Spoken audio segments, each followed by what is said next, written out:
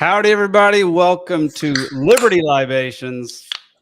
Oh, yeah. Number 134. You get a can today. I know. I've got 2 cans today, actually. It's 5 p.m. on the West Coast where I am. And so, You're on the West Coast? Yeah, I'm on the West Coast today. Oh, okay. I'm definitely not podcasting from an Airbnb bathroom. I'm definitely not. Today's episode is all about conspiracy theories, but do not trust what you see behind me. That's not a shower. I promise. There's not a tub. That's an AI generated tub.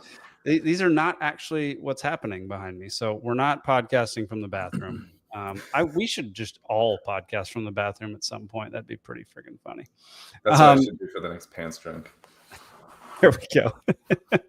Well, y'all, welcome to the Conspiracy Show. We don't have Zane or Zach to keep us on track in the least. It's going to be me, Alden, and very soon Steven and Nick will be hopping on, and we'll be talking about all these things that are over here on the right-hand side of the screen. So, yeah, it's going to be a fun episode.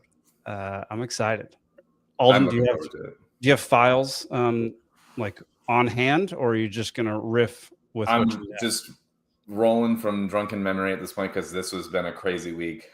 Everything I did today, I had like 1.5 minutes to spare, or was 1.5 minutes late. Like it netted out to like 0 free time today. So yeah, I feel that. I was creating our trivia for tonight up until 9 minutes ago. While pooping. While pooping and washing my hands and brushing my teeth all at the same time. Perfect. Yeah. Well, y'all, if you have any interest in seeing some of our other shows we produce on Peaceful Sea Network, head on over to peacefulsea.network. We've got a lot of other stuff over there, including The Cascade Effect, which just wrapped up its first season, which is a documentary series about a policeman murdering killing a man on his own property. Murdering could get us flagged for slander, I guess, or I don't know. What would the right term be? Misinformation? I don't know. Who knows anymore, but it's not he's let not been watch and decide for themselves, but it's like the rectangle and a square rule where it's like he definitely killed someone. Like if it was murder specifically, you decide. I don't know. Yeah, he definitely killed somebody, but you can go watch that documentary series. 6 episodes is the first season, and the next case we work on will be 1 episode, and it'll be about 1.5 hours to 3 hours long, depending on how in-depth we go. And it'll basically be little documentary movies. It's like a feature-length documentary series. I like this format. I'm into this, actually. It's an exhausting format, but it works. For you on your side. Like for me, I'm like, that's the perfect amount to ride out a good high. Like I'm into that. Like yeah, no, it's going to be really good. We're also, with this case that we just worked on this past week or this past year, we're taking it to the Montana Supreme Court right now on appeal. And if that doesn't work, we've got 3 other steps, and then we hit the United States Supreme Court if we get denied appeal at all these other courts. So it's going to be a long and expensive process. So if you would like to check out that series or donate to that series, you can go to peacefulsea.network and go click on Cascade Effect, and you can learn all about everything we're doing over there. Yeah, I kind of want to wait to get into the actual topic. That's fine. Before, yeah. They shouldn't be too long. I'll do your job. What are you drinking? Dude, such a good question. I wish you didn't ask. I'm drinking White Claw. Okay, Zach. I've got a mango, and when Steven wasn't here, I drank an IPA in his honor, and now Zach's not here, so you're drinking White Claws in his honor. We'll just say we'll make it. Yeah. Well, last week I had that delicious seltzer that was Lone Star. Yeah. I want to try one of those. The only seltzer they had at the grocery store in this small town was White Claw. So that's a sad town. I don't want to drink whiskey at 5 p.m. when I have to help take care of my niece after this. That's why you drink whiskey. I think at 5 p.m. Yeah. Oh, then I'm doing it wrong. Hang on. Have you seen those? There's like a trend on like some of the shorts where like a husband will come out and like offer the wife like a beer or something like that, and she's like holding a baby on the patio, and she's like points to the baby like, what do you think? I'm gonna take a beer, and he comes back with like 2 beers. Like, that's pretty good. It's so silly, but they're like 5 seconds long, and I love them. I like that a lot. Well, yeah, Alden, what was your day packed with? Like a stupid amount of things between like logo work and housework and yard work. I got a buddy coming to visit this weekend, so I'm trying to get everything done like today, so I had to go like grocery shopping and then like prep cook food, because I don't like to cook while people are at my house, because then I got like I feel like I'm being rude, I'm not being, I'm taking up too much time, I got the FOMO thing going on. So I like do the type of meals I make when someone's over are the things that I can like half cook ahead of time. So all I got to do is make pasta and like a Mornay sauce or whatever tomorrow, and then I've got dinner going, Just a Mornay sauce. Everybody knows how to do that. What the frick is a Mornay sauce? Add cheese to a bechamel and you got Mornay. Like you just said another word I don't know. Stop being a chef and be a normal human for 2 seconds. It's creamy and good. And like what makes homemade mac and cheese is essentially a Mornay sauce. What is a bechamel? What the frick is that? Bechamel is a white sauce made with roux, so it's like cream or milk and flour and fat. Dude, every step of this recipe, you said a word that I don't know. What the frick is a roux? It's just French culinary cuisine terms all the way down. Like a roux is if you use one more term, it's a what? Roux is a jugabaja and flour. Yeah. Just fat and flour, butter and flour, whatever, and you stir it together and make a roux, and that's a base for a ton of different sauces. Okay, cool. So there's white roux and brown people roux. Just say it's a flour, butter, and cheese recipe. Great. I'm just gonna make Kraft mac and cheese now. I give up. I'm sorry. It's pizza night here, so we're having pizzas after I get off this stream. Nice. Yeah, always good.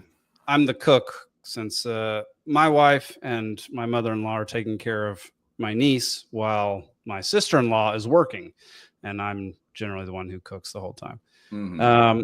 Mitchell says it's bacon grease and flour. I literally said fat because I didn't want to, because in France they'll be just like butter only or whatever, but I use bacon grease so often, or like half bacon and half butter.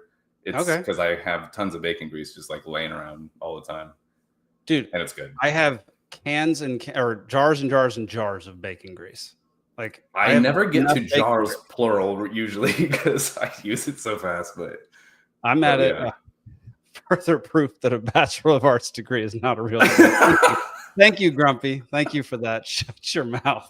Who is he talking to? You or me? I don't even know. I think he's talking to me. Okay, yeah. I don't know what any of those things were. None of this I learned at SCAD, by the way. So yeah, that's not surprising. I learned more. They made a culinary program the year we left. They made a culinary program? They got rid of the basketball team and the baseball team, but they made a culinary program? Yeah. But here's the thing. Remember how bad the fucking food was at the JO's or whatever, the cafeteria? The cafeteria, yeah. Then it became the culinary practice ground, and it got apparently way better after we left. No, and so I don't need students cooking my meals. I'd gladly do that over the glorified TV dinners that I had corn dogs there that were cold, like frozen cold inside. Like that's how bad the cafeteria was over there. They didn't even know how to heat up a corn dog. Man, yeah, it was pretty bad. So anyway, enough about that. But well, while we're waiting, he's right. That's not a real degree. What? Oh no, it's not a real degree. And I have it. Yeah. I have it too, and it's utterly useless. I haven't used it once in my life. No, not once. If I tell every single kid that I know, or every parent that I know who's asking me, where should they go to film school? Don't go to friggin' film school. No. It's a waste of time. Go move to a city that has a film industry and become a roommate with someone who's in film school. A sports team. I mean, another fair question, actually. Yeah. Good question. Very limp wristed. Do you want to see a record-setting? I think it's a Scottish egg, is what it's called. Ooh, I love a good Scotch egg. Scotch egg. That's what it is.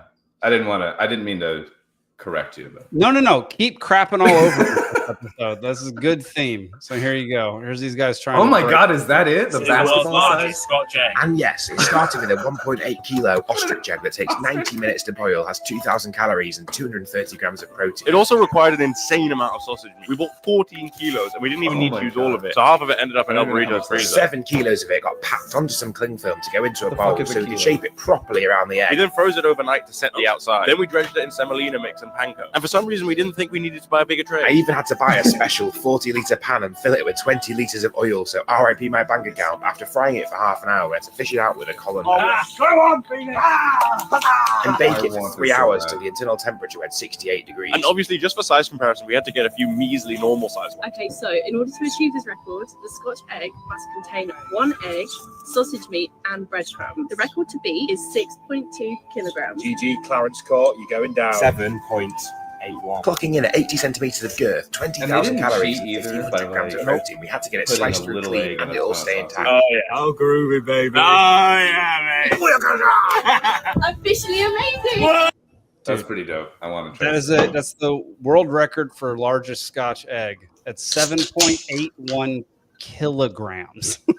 Oh my God. I don't even know what that means, but I'm A impressed. 15-pound Scotch egg. There we go. That's about as much as my cat weighs. Yeah. We were just That was killing good time grief. before you came on here, Steven. Okay, well, cool. How Good to you see doing, guys. buddy? What are you drinking? Still rocking the Scofflaw Quest Coast. Quest Nice. Coast. I'm on the Quest Coast right now. Oh yeah. All right. Oh, I didn't even say what I'm drinking. I got the Creature Comforts Classic City Lager, and Yeah. I got like the tallest Jack and Coke that I've ever made. Actually, it's not Jack, but it's like Benchmark or something. But do you guys say Jack and Coke like regardless of the whiskey or? I don't utter those words ever. So no. Yeah. Oh, you're a purist even when it comes to shitty First of all, whiskey, or? adding Coke to anything is, I think, stupid because Coke is I guess- you're adding something more poisonous to something that's already poisonous. That's the American way. That's two wrongs make a right. Yeah. Right. Yeah. Fair Or enough. 3 lefts or whatever. Exactly. Well, I think we have enough folks now to get started on the actual topics. Let me go ahead and here's the intro to our first topic. Oh God, PDF files. Pedo! What? Pedo! I'm not a pedo, and if I was, you'd be safe, you tubby little ginger cunt.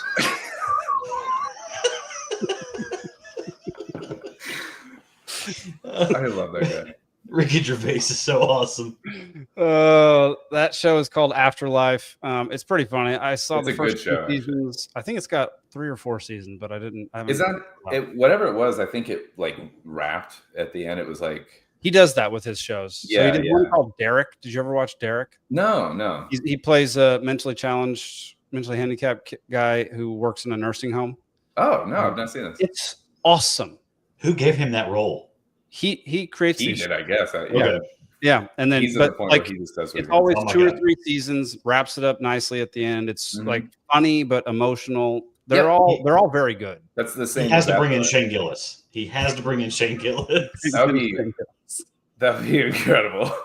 Did anybody watch the clips from the ESPYs last Oh night? yes. Oh yes. Okay. Is that what's going? I saw Shane Gillis hosting something. Is that what that is? He hosted the ESPYs. And Okay. I mean, went to town on everything and everyone. It was. I trust him. It was so much better than Kevin Hart at the BET Awards. Which I mean, that was a good one, but I just saw like the one. I mean, he clip was, from it. because Kevin Hart was still kind of toeing the line. Like I mean, he was sticking like Puff Daddy, R. Kelly jokes. Mm. Okay. And everyone's like, "Come on, man! We're at a Black Award ceremony. Talk about some white folks. There's plenty of white people stuff to talk about." Mm. Yeah. Fair enough. All right. Well, let's get into it. Let's talk about some PDFs real quick. Actually, not even real quick. Let's talk about them as long as we want to. It's apparently the world's 4th best religion. Oh, Yeah. yeah. You- I've seen that. Yeah. When you Google how to convert. Yeah. Yeah. All right. Here's our first video. We've got 2 of these to watch, and here's the first one. Did Chester Bennington really take his own life, or was he silenced? Chester wasn't just the voice of Lincoln Park. He was a lifeline for millions. His screams came from real pain, abuse, addiction, and depression. But here's where it gets strange. His close friend, Chris Cornell, died mysteriously in 2017. 2 months later, Chester was found hanged on Chris's birthday. No drugs, no alcohol, but his autopsy showed defensive wounds. His wife once tweeted, "He was already dead before he died." Both men were working on a documentary about child exploitation. Coincidence or cover-up? Was Chester's death really a suicide, or did he know too much? Did Chester Bennington really take... All right, so there's the opener, and we're talking about this. I mean, we talked about the Epstein stuff a little bit the past couple weeks, and that all of that is kind of involved in what we're discussing today, because we've actually touched on Chester and some of these other folks a few times before, like Avicii and some of these other guys. Some other folks touched on them already too. Sorry. Pretty good. Okay. Stephen, I think you were going to say something when we came out of the video. So why don't you kick us off? Well, I was going to say, what's really weird about it is that he looks stunningly like Tony Podesta. Hillary Clinton's former advisor. Mitch said the same thing. Oh my God. John Podesta's son. That's hilarious. Yeah. I mean, that theory was actually swirling around several months before his untimely death. And also at the same time, you had the Clinton scandal. There was who's the chick that runs the Amber Alert system now? Laura Silsby. She was working for the Clinton campaign when Hillary was running for president. Who runs the Amber Alert system? That's an amazing bit of trivia. Who knows this? Because she got caught running kids. Like Haiti, the country of Haiti kicked her out for running kids. Oh God. I mean, the place is run by pirates these days, and even they were like, "Get out of here! You're trash." Yeah. Wow. Okay. Yeah. Wow. And so like all this was at the same time. What's her name? Laura Silsby. She's been married since, so it's not Silsby anymore. But it was like Silsby. Got it. Yeah. But like after getting kicked out of Haiti for running kids with the Hillary campaign, after that, she gets appointed to run the Amber Alert system. Perfect. That's how we do it here. Yeah. Wow. Because you need to have some experience in the field, before you can take on a job of that caliber. Exactly. So I mean, all this was in the news at the same time. All this stuff was kind of coming out together. Anthony Bourdain, his untimely death may or may not actually tie to this because funny he was that friends you with Clinton's. Say that, because I wanted to say that he and maybe Robin Williams were also working on that same documentary, The Silent Children, I think it was called, that with Bennington and Chris Cornell or whatever. So go on. I'm sorry. Just No, I mean this all ties together because that was the whole thing. And then his wife saying that he was dealing with these wild depression swings. He was already dead, meaning he was dead inside before he actually died. I don't know if you guys have seen the. Or did it mean there was a hit on him? He got the black spot. Yeah, maybe that too. I feel like that could be interpreted in multiple ways, just as not even a joke or whatever. But yeah, well, I mean, but reviewing this, going after these people does kind of stain your soul after a while. Yeah, because I don't know if you guys have seen the Nicolas Cage movie 9mm. No, but he plays a detective that goes after that kind of stuff, and then the closer he gets to the top of this ring, the more and more and more heinous stuff that he's watched, and it just it ruins his life. Yeah. And it's that kind of thing. I mean, I myself even had to learn how to balance, kind of knowing when diving into things like this. But go ahead. Absolutely, yeah. And I know somebody that's in that kind of line of work as well, and they, they get a lot of vacation time. Basically, it's after each case, they're like, okay, cool, take 2 weeks off. Yeah. And then they come back to a psyche valve and okay, come back to work then. Out of pina colada, psyche valve, get back to work. Yeah. Yeah. We're gonna try to live check this episode using Grok. So wait. To check. Grok says conspiracy theories often circulated on social media and amplified by fake news sites like Neon Nettle have falsely connected both Bourdain and Williams to child trafficking narratives, particularly tied to QAnon-related claims. These theories lack substantiation and rely on speculation with no concrete evidence tying either individual to such a project or suggesting their deaths were related to exposing child. This could be fair because I was, like I said, I don't have my notes in front of me, and I'm grasping. So I'll even give it this one. I mean, some of this really predates QAnon. I mean, like, my source is really Kekistan and 4chan. I don't know anything about QAnon, to be honest. Me neither. But I would trust the autistic army over QAnon any day. I don't trust QAnon so much that I literally know nothing about QAnon because it always just felt kind of funky and fishy to me, and I just stayed away from it. But yeah, I know nothing about QAnon either. I haven't even watched the documentary on HBO. No, it's been out and I haven't even seen it. I don't even care. There was one guy that what was his name? Zachary Claywan. He was responsible for some of the earlier messages, and he wound up getting bugged out because people found out that he was actually hopping in that channel and putting out some information. And then he came on the Alex Jones show, and then he just had I don't know if they waterboarded the guy or what, but he had some kind of psychotic break. And Alex Jones was even like, dude, get away from me. Oh, yeah. Let's pause momentarily. Welcome Nick Ciesielski. Yeah, sorry. How you doing, Nick?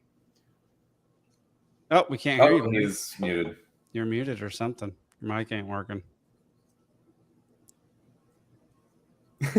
All right. Well, we're going to come back to Nick and welcome him to the show here in a few minutes. He tried so hard and got so far. Still not. But in say it again, Nick. Is that working? Yeah, that's working. There we go. Yeah. What are you drinking, brother? The same whiskey from last week. Nice. All right. And do you have any initial thoughts to what we were just talking about? Nope, I got in too late in the conversation, so we'll move right along. All right, Alden, Steven, y'all keep going. Yeah. So there was a lot of those deaths. Do they relate? They were oddly timed. They were untimely, in their own sense. And, the Anthony Bourdain, he wasn't necessarily, I didn't know that he was affiliated with any kind of child trafficking documentary or anything like that. He was just pals with the Clintons. At a time when all this stuff was coming out about the Clintons, and it was really popular to be like, yeah, I've hung out with them. They do some pretty crazy stuff.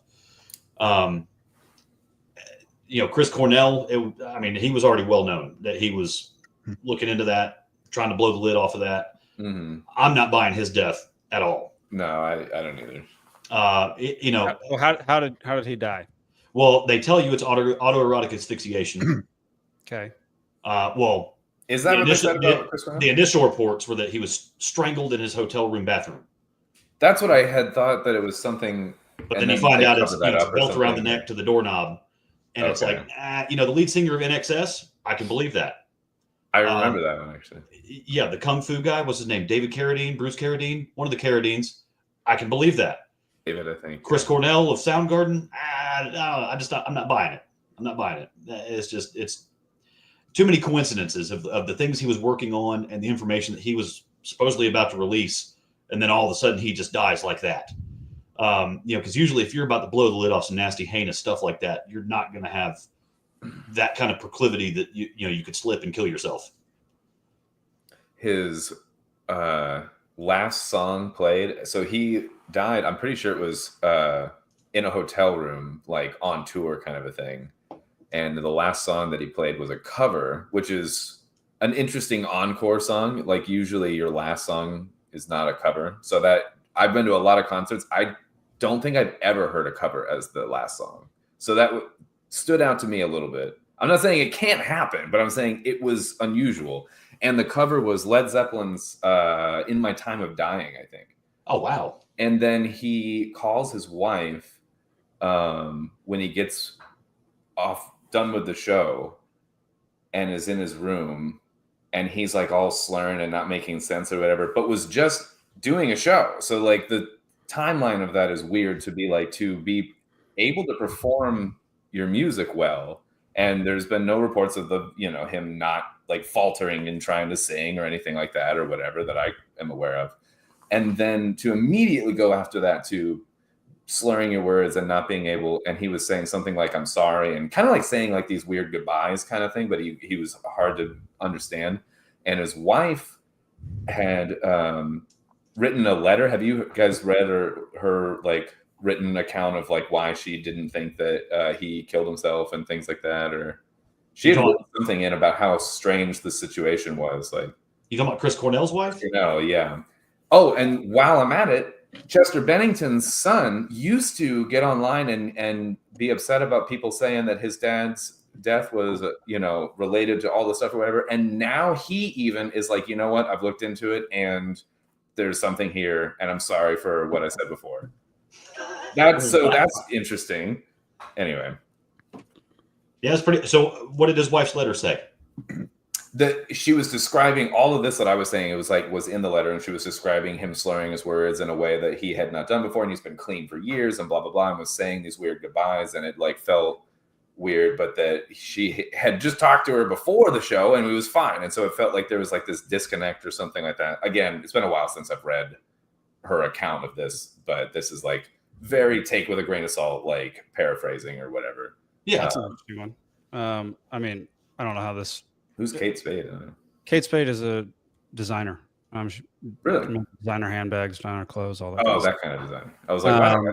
Zach says, I think there's a link between Bourdain and Kate Spade. Apparently, they both unalived themselves with a red scarf. Was it a red Kate Spade scarf?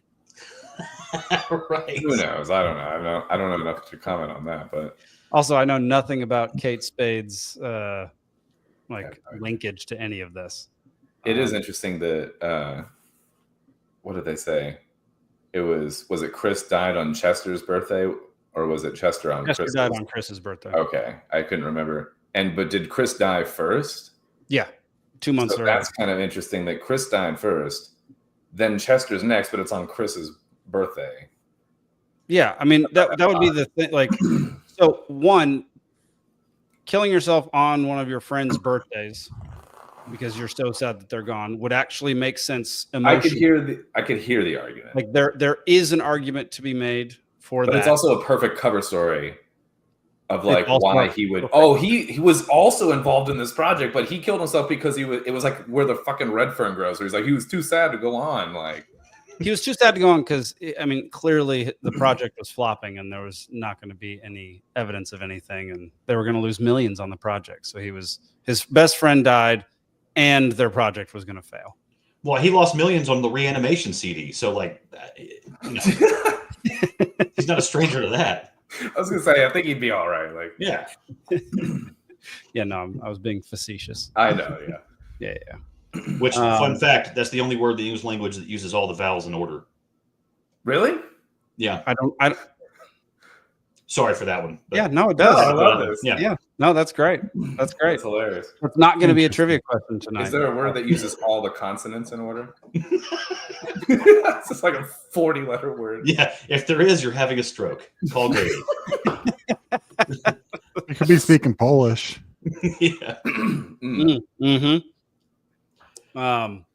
Okay, so we've touched on these two. Where does it go from there? Like what are some other folks who have been linked to either like journalists investigating pedophile rings or child trafficking, other Hollywood folks investigating this? Because what's his face who was in Dadgummit, Stand By Me, Corey Feldman. He's been he was on Barbara Walters trying to talk about it, and she shut him down like on the interview or whatever. Yeah. Supposedly Ashton Kutcher is real big into it. There's a weird story with him actually, like rounding up the PDF files. Interesting, because from what I heard, he's pretty compromised. He has there's a really weird. I haven't looked into this in a while, but there's a weird story with him where some girl died in like his house, or he showed up at a girl that he was going on a date with. Yeah, something weird where he was there and. I don't think it was in his. I don't think it was in his house. It was he went to supposed to be with him, but he went to her house. But he didn't get he was never in there. Right, but the constant talked to him, and he kind of got out of it. And I don't know if Paul Walker was Paul Walker investigating this stuff as well. I don't know about that. Actually. He died. One of the best drivers as far as actors go. Died in a car accident. Supposedly that's not that unsurprising. I mean, it's not unsurprising, but I mean, with these things, you do in the same way that Chester being sad on his friend's birthday thing. Like it is extremely convenient that Paul Walker died in a car crash because he's known for going fast in cars. And the likelihood of you dying in a car crash if you continually go fast in cars is much, much higher. I'm not gonna like lean into that thing so much. But you know, it is definitely still the perfect way to kill somebody who is in that world, you know. Let's see. Princess Di dying in the tunnel is weird as far as car dust or whatever. Like that was a weird one. That's a whole different. Yeah, I know. We don't need to go into that. Another episode. Grok just made me. Let's see. Notable figures here. I'm just going to put it on screen because this is a lot of information. Notable figures named in conspiracy theories. The following table lists individuals commonly mentioned in pre-2017 conspiracy theories about pedophile rings, along with the context and sources. So what I asked Grok was actually, I don't know how to make this go to the side without losing it. I basically just asked Grok, give me all the consolidate all the conspiracy theories around child trafficking and pedophile rings, and remove all references to QAnon because I don't want to that garbage. Fair. But we've got, let's see, Bryan Singer. He's a big producer in Hollywood. Jay-Z's in here, Beyonce, Rihanna, Kanye, Hillary Clinton, John Podesta, David Rockefeller, Henry Kissinger. Podesta almost even just sounds like pedophile. Yeah, the whole there. Accused on misread emails. Why are they ordering tons of pizza to the White House and all sorts of other ridiculous? Yeah, there you go. You need 80,000 hot dogs. Yeah, for the hot tub. The whole pizza game. $80,000 for hot dogs in the hot tub. Well, so before we move on to before we continue, let's watch the other video that I have that Steven says closely relates to what we're talking about. Let me pull it up. There we go. Here's the craziest thing about Bill Clinton. So he goes to Princeton, instantly gets an SA charge, if you know what I'm talking about, the SA charge, right? So you study these guys, they have that thing that happens early on in their life. So now they got something they can control you with. Yeah, especially when you're younger, more vulnerable, and it's like, listen, we'll promise you all these things. Yeah. Do what we need you to do, pull the right triggers, we'll take care of you. So the investigation of the JFK assassination was done by the Warren Committee. There was one guy in the entire committee that said, no, this isn't the real story. One guy voted no. That guy one day got in a plane and was never heard from again. He disappeared. Do you know who drove him to the airport? No. Bill Clinton. No way. Holy yes. Shoot. Yeah. Dude, that's crazy. That's insane. Yeah, dude, it's really crazy if you study it because everything is data, dude. Yeah. Can they compromise you sexually? Are you a psychopath? Would you just commit horrible crimes against your own family just to get ahead? And most of these people would do it and not even think twice about it. Oh gosh, that's so evil. But here's all right. So that brings Bill Clinton and the whole Epstein thing into this conversation. Yeah, take it. And the JFK thing. So, I mean, we know Bill Clinton in his early political years was Dixie Mafia. And this goes back to Governor Bill Clinton. And we know Hillary Clinton comes from a gangster background as well. That she has some kind of tie to like Al Capone. Like her father used to work with Al Capone or something like that. So anyways, both of them have an actual gangster background. And then, their ties to Dixie Mafia once he becomes governor, because then we know about the, Jennifer Flowers. I'm trying to think of the other lady's name.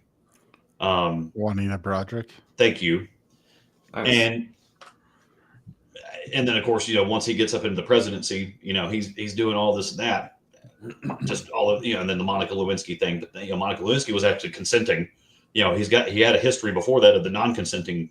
It's funny how much we made a big thing about this one that was consensual, but not other ones, other stories or whatever. Yeah. I mean, it's consensual, but it's still a bit creepy when you're I'm not president, and you're the president of the United States, and you're talking no, about sexual stuff with the 20-year-old intern. I'm just saying it's the only one people can name. Like the real issue behind the whole perjury hearing, when they got Bill Clinton on perjury with the Monica Lewinsky hearings, what was really going on was they caught him selling ICBM technology to China. So they were like 20 years away from having an ICBM nuclear warhead, and he gave them technology to make that down to like 5 to 10 years. I don't even know about that. Well, because they couldn't really prove it. Like they knew it, but it was one of those things where like, okay, you're doing enough other things, we can get you on something else. Mm-hmm. You know, I mean, there's a whole bunch of stuff in there too. And I mean, how'd he get out of it? The famous phrase, right? Depends what the definition of is. That's right. Yes, I use that at the office all the time. That's a great one. There's a weird tidbit about like just that I'm gonna use the Bill Clinton thing to just connect to 9/11 real quick. So he had like court cases and things like that, like with when he was Arkansas governor or something, and like this weird shit about like smuggling cocaine in and just bizarre stuff or whatever was going on at that time. I don't know a ton about SEAL stuff. I don't know. Whatever it was going on at that time, it didn't look good, and he probably didn't want it laying around. I don't know. But the records for all of that were held in a much, much less known. So if you thought Building 7 was lesser known, this is Building 5 or 6, I forget even. And the records were held in a fucking vault, like in the basement of that building. And there was something that went through 5 floors and hit the vault and cracked the vault down there. And there was not just things destroyed. So the reporter that went down there saw that the vault door was open and there was nothing inside. And so that particular vault, everything was like apparently cleared out. That same reporter, he lived in like Colorado, and he was going to New York to cover some other story and was just there and kind of happened upon this. His wife was killed. It was ruled suicide. So I say killed, she was dead, whatever. But then when he got home, this was basically his reality. It was ruled by the local police as a suicide, but then federally he was wanted for questioning, and he knew what that meant, and he knew what he just saw, and he fled the country and went to South America and has fucking, as far as I know, never come back. And because he knows that it was about what he saw when he was covering things at the World Trade Center. And it involves a building that no one talks about, like, at all. Oh, yeah. They had all of their files in it, too. Yeah, it was like a record keeping kind of a thing, similar to Building 7, but different records, different type of records, more courthouse records than intelligence and financial or whatever. But yeah. And I looked it up in the background while you were talking. Apparently it was Hugh Rodham, which is Hillary's father. He took over the Chicago mob after Al Capone got taken over. Oh, shit. Yeah. What? That's a weird. Yeah. So what's the relation? Her father, you said? Yeah, her father took over the Chicago mob, and then Bill Clinton was tied to the Rodham's not an Italian name, right? I have no idea, but that just reminds me of like just lineage stuff or whatever, where like Trump's great uncle or great grandfather or something was one of the ones that in the FBI that like took Tesla's information, like waiting for him to die. Like his uncle, was waiting for him to die in the fucking hotel, and then took all his goddamn files out of the hotel or whatever. Like, jeez, just weird connections with presidents and shit. Well, and then I just remember hearing something too about Hillary, during her presidential campaign, like why did she have such a presence in Haiti? And then some people started digging into it, and then her brother Tony Rodham, apparently he had a stake in a gold and diamond mine that had yet to break ground. And, so in the wake of the big earthquake, that they had a vested interest of, being part of the cleanup because they could, rebuild the city away from the mine. Perfect. Yeah. Yeah. Perfect timing. We've got another video to show of related to Epstein, of press secretary. I think it was. Who's this Epstein fellow? It was today.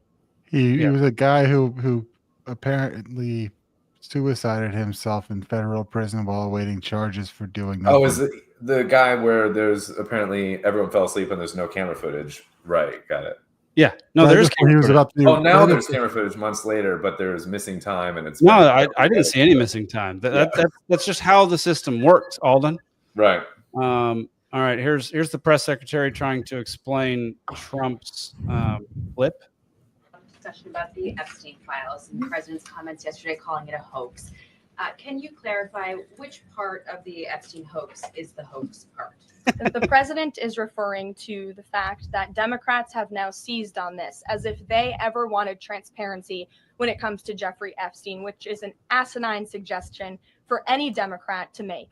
The Democrats had control of this building, the White House, for 4 years, and they didn't do a dang thing when it came to transparency in regards to Jeffrey Epstein and his heinous crimes. It was this president who directed the Department of Justice and the Attorney General to do an exhaustive review of all files related to Jeffrey Epstein, which they did. All right. Well, he did crimes. He sold kids to nobody, apparently. Yeah, which I don't know if that's a crime. I mean, if you're not selling them to anybody, are you really selling them? Yeah. Here's Trump yesterday calling the Jeffrey Epstein files a big hoax. I know it's a hoax. It's started by Democrats. It's been run by the Democrats for 4 years. You had Christopher Wray and these characters and Comey before him. And it's a bad group. It started, actually, look at the Steele dossier that turned out to be a total hoax. The 51 agents, the intelligence, so-called intelligence agents, it was a hoax. It's all been a big hoax. It's perpetrated by the Democrats. And some stupid Republicans and foolish Republicans fall into the net. And so they try and do the Democrats' work. The Democrats are good for nothing other than these hoaxes. They're bad for policy. They're bad for picking candidates that can get elected. Picking candidates. Like in New York, we have a communist running. He may get elected too, actually, but he'll destroy the city. No, it's I call it the Epstein hoax. It takes a lot of time and effort. Instead of talking about the great achievements, we've had a great gentleman. Yesterday, as you know, went on CNBC and he made the statement that Trump may go down as the greatest president of all in the United States. And instead of talking about the things we've achieved, we've had tremendous achievement. They're wasting their time with a guy who obviously had some very serious problems, who died 3-4 years ago. I'd rather talk about the success we have with the economy, the best we've ever had, and all of the things we've done, including the Middle East. I mean, you see it. Instead, they want to talk about the Epstein hoax. And the sad part is it's people that are really doing the Democrats' work. He's got to be on the list. Like, wow, there's something there, because I mean, like, the 180. Surprising that he didn't know that, because he's run his mouth on it. He let his attorney general run her mouth on it and do the fucking fake binder thing. And then his FBI director and the assistant director, I mean, Patel and Bongino both ran their mouths heavily on it, and now all of a sudden, they started changing their tune, and he's out there calling it a hoax. And his Truth Social post was like, if you're believing in this and you no longer support me and I don't want your support and shit. And it's like, dude, you're the one who pushed this. Like, you can't just say, oh, everything I said, I guess I was, there was actually nothing there the whole time. It's just a hoax. It's like, no, you better present some documents and, present all the documents and show us where the hoax is. Otherwise, it's pretty wild, the 180, because during the campaign, he was literally campaigning on all of this and like releasing all of those files, all the JFK files, all the MLK files. He says this. Now he's saying, well, so what they used to do is just not mention it again, just not bring it up and not answer questions. But now they're addressing it and saying the whole thing was a hoax, and there's no client list. Like, he reminds me of a kid that like ate a cookie, but then gives you a very long, detailed story about why they didn't eat the cookie instead of just not bringing it up, which would be, less suspicious. Like, that's really good. Yeah, absolutely. It's just, and you've seen pictures of Trump and Epstein together at parties. Oh yeah. Now, Roger Stone, his longtime friend, confidant, and former manager, still comes on the Alex Jones show every now and then.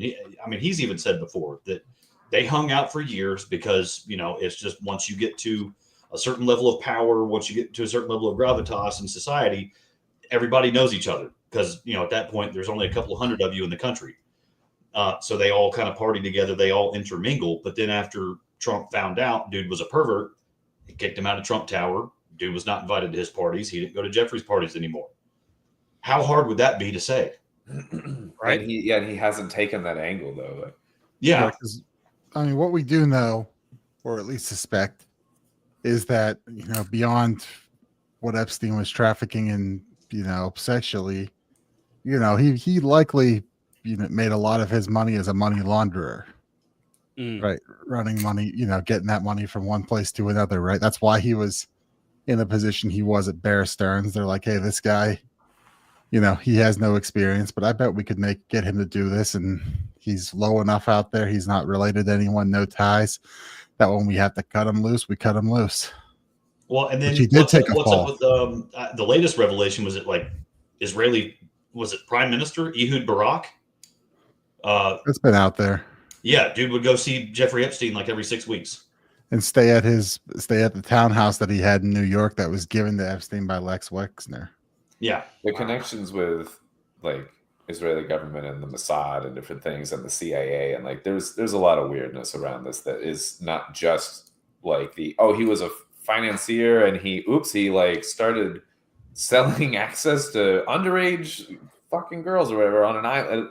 The whole premise of it is started and backed though by other entities, and there's a lot of just focus on how bad this individual person is and don't look behind the curtain kind of energy to like how he got to this position and why he's there and what he's doing with the business that he has. Dude, yeah, I think people are well, first of all, we've said on the show many times we're never going to see any of the files, but no, we're not. Jeffrey Epstein wasn't the mastermind behind all of this.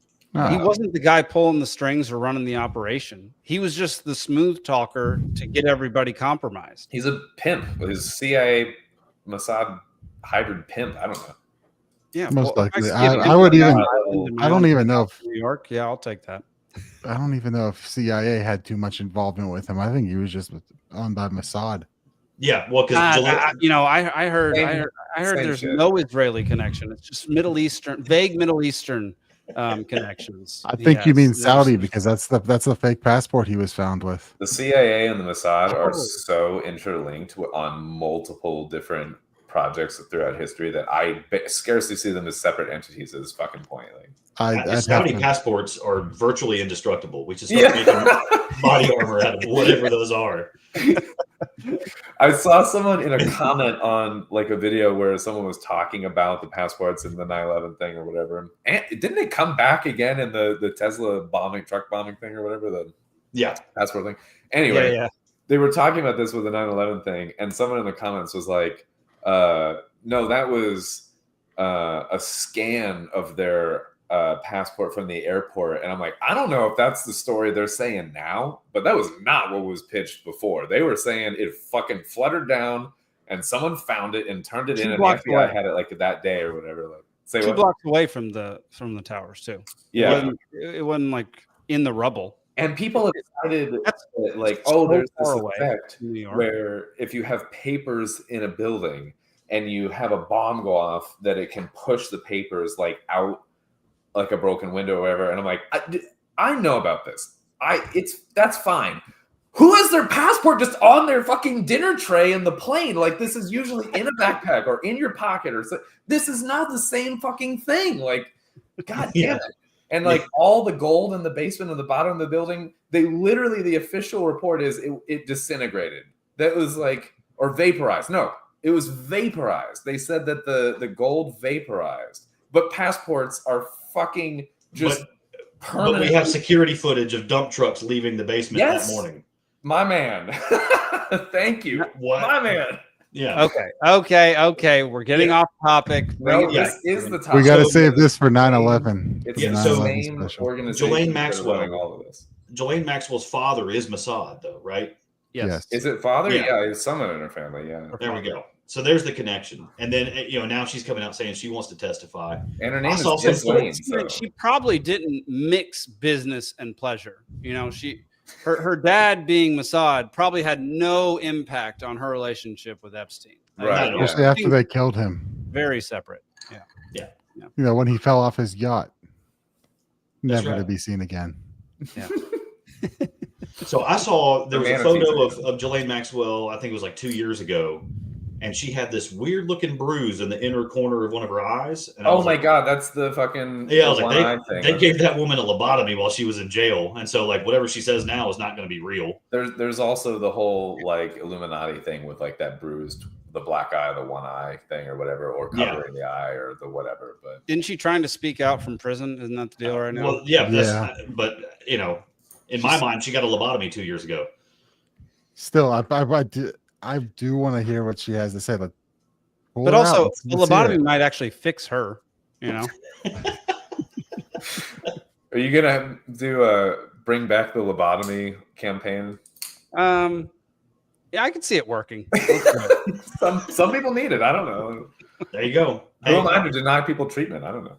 Hillary did say on her presidential podium that we need a summer camp for adults, or what? Yeah. Did she say? She said education camp or something, didn't she? Yeah, it's called Epstein Island. It's summer camp yes, for adults. education camp. Yeah. Yeah, for adults. Yes. Think of it like summer We camp for covered that kids, in an but episode for like adults. 2 years ago. Yeah. A re-education center. I mean, a summer camp for adults. Right. Let's see. Zach says Elon has a black eye shortly before him leaving government and the fight with Trump. Ooh. Well, I and didn't then even know that, let's but- not forget about That's Harry how- Reid. What was it? It was Senator Harry Reid, and then just before the Bundy Ranch standoff, he just suddenly had gym equipment malfunction. He shows up with this big old black eye, and then all of a sudden, Really? Yeah. There's all these crazy stories about then all it. of a sudden he's trying to do something about some land rights because there was, and to come to find out there's uranium deposits in that area of like Utah and Oregon. Jeez. Yeah. One of the people on the news, I swear, this is the last time I'm going to bring up 9/11 unless something organically comes up from one of you guys. One of the guys in the news on the ground on the day that's giving this like wild testimony about, he was like, oh, I saw the plane and circled around and it hit it. And then another one, I saw it. And he's like going on this crazy thing. And he's got a black eye or whatever. And I just find that fishy. Just a Alden. fishy thing. Alden. Yes. We just need to turn your show into only 9/11. I have 300 hours ready to go. Let's go. I don't know. I could not look up new material and have enough to make an episode a day all year. Like, Okay, we need to discuss this because this is the number of things that you can link back to 9/11 is astounding. I don't know if I know more about anything than design and 9/11. Those are and maybe Mornay sauces. Those are like the things that I know the most about, apparently. Okay. Final question of this topic, and then we'll move on to the next one. What is it about child trafficking that makes it seem to be something that elite or powerful people are attracted to in a higher percentage than the rest of the population? There's two levels. Oh, hang on. Yeah. What did Nick say? I said adrenochrome. Okay. We're gonna get fucking shadow banned for saying that word. Like, that's why you said it softly, and then I'm like adrenochrome. Like, fucking Alex Jones. Now we've said it yelling. 4 times. Yeah. Oh, that's it. We've passed the safe 3. Yeah. Jimmy Seville has entered the chat. Yeah. We haven't had a good strike in a while, so Alden, go ahead, man. The level 1 argument, I like tiers of like how deep into the weird do you want to get? But like level 1 is when you are a billionaire, you got to buy things that aren't for sale. And like you need things that like you've done everything and like you can't get your rocks off with normal stuff because you can just have everything. You have access to everything. And so there's the thrill of the hunt. There's the novelty of it. There's the risk factor. There's whatever. That's like an argument that people make. I would say that's a good argument. Like a yes and. Like I would say like I'm not saying that's not a factor psychologically, but there's also the level that if you look into this as much as I have, or even half that much, there's whether it's real or not, I don't know. But I am convinced that there's people in government and in the elite that believe, at least, this is the level 2. If it's real, that's like level 3. That they're fucking need to do weird shit like this. Like, so the midway point would be like blackmailing and all of that, and like the, you know, getting people to do things in this way in a power structure thing where they have people by the balls, like almost literally, and so that they can get people positioned in government in ways that, you know, they're compromised. Then there's the weirder level, which is like getting into the fucking worshiping weird owl and goat gods and bizarre shit, and like it's some fucking sacrifice or whatever. I don't fucking know. I'm not into it enough to know why or whatever. The hierogamos and all kind of ritual stuff. And like the fucking like sacrificing and putting people into hot bronze statues and blood rituals and shit. I'm like, I don't fucking know. I'm not into it. This is not my thing. So many of these words are confusing and don't seem like they're in the right. You know as much about this as you do about sauces and the mother sauces. But putting people in bronze statues is what? That's one of the. It's like an old torture method, like a bronze statue with a fire under it. Brazen bull. Yeah. Yeah, the bull thing or whatever. Gosh, it's like a statue to like, you know, whatever, Baal or Moloch or whatever. But anyway. So this is like the weird, like where it starts with just like people are drawn to money and power, and then there's like power and leverage over people, and then there's like weird shit, like and that level stuff or whatever. So I don't know. 100%, man. And like to your point with the yes and there, almost nothing on Earth can be attributed to one thing. Right. You know, always a combination of multiple things, and with varying percentages of how those influence that outcome. Like, why did you shave your head? One, I look just phenomenal. Two, I do not need that many women hitting on me in public. I did it for the safety of my wife. You did it for Nikki. Yeah. Yep. And 3, I was going bald. And there it is. There we go. You do have some very friendly contours, though. You don't have like the. It's not lumpy. Yeah. Like what was the guy that played for the Green Bay Packers? AJ Hawk. AJ Hawk. Yeah. He has an extra bone in his forehead, like he hadn't fully evolved. Like you don't got any of that going on. It was lumpy. I could be lumpy gnome, and me and Grumpy could have a. The guitarist for a perfect circle that looks like a straight up alien or something. I feel like I would look like that. Like a sunburnt alien would be what I would look like without hair. Like, oh my god, the hair is the only thing keeping me from burning more, I think. All right, Steven, do you got any last words on this topic before we move on? Alden condensed it down. I mean, I could condense down what he was saying, you know, instead of without all the tangents. Yeah, you know, there's tiers to how you get into that. It's, you know, beyond money, you crave power. Yeah. And then once you get into power, there might be something else. And then above all that, in some circles or a lot of circles, there's something aggregating those people, something, you know, much deeper, much darker, you know, something more, you know, primeval than just what drives those people. And you got these psychopaths at the top that just have no compassion, no remorse, no empathy. And they're doing it because it's the only thing that makes them feel alive. Right. It is, you know, exerting that amount of power over somebody else. And then they bring those people in and control it. That is a thing, man. Like psychologists have talked about this, and psychiatrists have talked about this in dozens of interviews that I've seen, where they talk about how like people, people who work super long hours and have to make super stressful decisions, by the end of their like work day, their ability to judge and figure out what they should and shouldn't do greatly diminishes. Oh, And it's not they're not trying to make an excuse for these people. They're just saying like, this is what happens. This is just when you're something mentally fatigued, yeah. You're done making decisions at the end of the day. And so you tend to make terrible decisions the longer you go. And so it's like what they say about willpower, where it's like a finite resource. Yes. And if you keep looking at the bag of cookies enough times, you're like exponentially more likely to open the bag of cookies every time you see it. And so like if you exhaust that resource, or if you exhaust the resource of making good decisions or whatever. Yep. Yeah. So I'm not saying that's not a thing. I would put that as like level, 1A. I don't know. Like, yeah, 100%. 100%. Yeah. That was kind of my point. All right. We're going to move on to the next conspiracy of the day. Another one. It's the Doomsday Map. The first 3 topics, not drunkard, but the first 3 topics are all conspiracy topics. So What happens when Zane's not here? Yeah. That's exactly why we're doing this now, so that we don't get shat upon by Zane. Shat upon. Oh, we still will. Don't worry. We still will. He'll be in the comments. He'll come back. Yeah. He'll be in the Discord telling us why we should listen to the TV. So this is the one that we were going to get to last week, but we didn't get to it. It's the Doomsday Map theory. So here we go. Oh, right.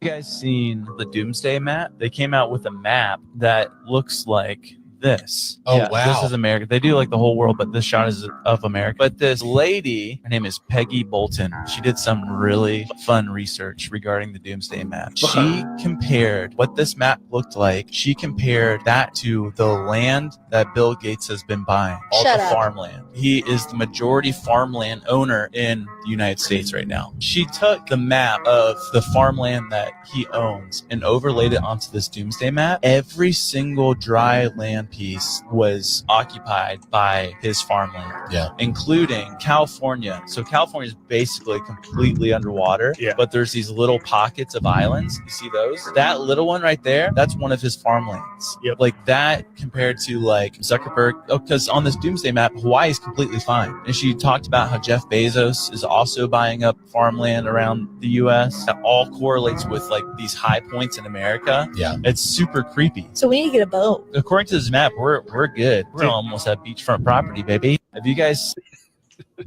Okay, so first off, Bill Gates. Well, we'll talk about Bill Gates here. Bill Gates owns almost 250,000 acres of highly productive farm ground spread out over 17 states. Oh, side note, his engineered spray that he puts on fruit called Appeal was just approved to be organic. Organic. Yep. Yeah. Just and they don't have to. They no longer have to. I'm pretty sure they no longer have to label that it was sprayed with Appeal. That's exactly right, because Bragg's organic apple cider vinegar, the Bragg's brand Orlando was bought Bloom. by, and Katy Perry. Yep. Yep. The woman that do not eat went anything. into space and him. I'm like, I stopped buying it, and now I'm getting something else. Yeah. Do not. They're going to use his apples exclusively, and that is a terrible thing to do. Sorry. Also, Side note. Go ahead. just look at Katy Perry's face when she tries to talk, and you'll know it's a bad idea. So my thought. So I understand the strange coincidence with him buying all this land. My thought is, if there were to be global flooding at this scale, would it matter what the heck Bill Gates owned? I It would wonder be even. riotous mayhem I wonder to even. destroy and take over all of the land that Bill Gates supposedly owns. Like, Also, I don't this think it map- would matter in the long run. Florida is still pretty much there in these maps, which is wild. So I saw in a comment that someone else had said that, and I was like, "Yeah, good on you." I was thinking the same thing. That goes other pretty maps. far up the Mississippi River too, which Actually- the elevation you get is I was reading both of the comments, and the guy was saying that he lives in Austin and you can't dig without finding seashells. All the way up to like Chicago, there's fucking seashells because that has flooded before in the past, like all right. of That was Permian era. That's why you have oil in West Texas. Yep. But the geography has changed since then. The Great Inland Sea. We're talking about higher land now than it was at that point. We're talking about continents moving over that time. So, well, if you look at the real source of the map, this is really what is the source of the map so I can look it up? I don't know. He just said they, so I have no idea. I know he said they. I've been trying to find it. Who is they? I don't normally ask who is they. Well, it's really derived from who is they? Some Edgar Casey sessions. Oh, So what a guy, crazy guy. My guy Edgar Casey. He had some cool stuff to say. You know a lot about Edgar Casey. That guy's got some crazy stories, dude. Like, here's one of the ones that they were talking about. Yeah, Florida's still there. See, that doesn't make any sense to me. Mississippi cuts way wider and goes all the way up the middle. Right. California is basically gone except for a few of those islands. Canada gets a lot taken away from it. All these islands are basically underwater. I'm not saying you couldn't lose. Africa gets obliterated, and Europe is basically destroyed. Well, so that part of Africa getting obliterated, that's actually believable, because if you look at what really it's those big rivers, yeah. Yes, well, and then not only that, but under the Sahara, you've got the Nubian sandstone aquifer, not far from that. Well, not under the Sahara, but under Libya, you got the Nubian sandstone aquifer. So you got to understand a lot of flooding too. And I just had some formal training on this. I'm actually licensed to draw these plans now. Draw us up a doomsday map, Stephen. Yeah. But a lot of the source of flooding is not rainfall; it's base flow. So flow that actually comes out of the water Earth's table crust somewhere. Yeah, yeah. Not just the water table. There's some things that are below that. Some quack says, "Come visit my beachfront mountain home after this." Some quack, I think I'm right there with you. I think we'll have some really good oceanfront property in the mountains. It'll be great. Yeah, I'm up in the mountains enough to not. I'm up in the mountains enough to not care. Right? Yeah. It is an interesting map. Yeah. What is going on here? Did you see? Oh, I don't know what that is. That makes zero sense. That's Easter Island, which apparently gets bigger in this. That's so dumb. Like, well, look at New Zealand, how big that is, and how small Australia went, and how big Tasmania is. No, I'm pretty sure that's normal.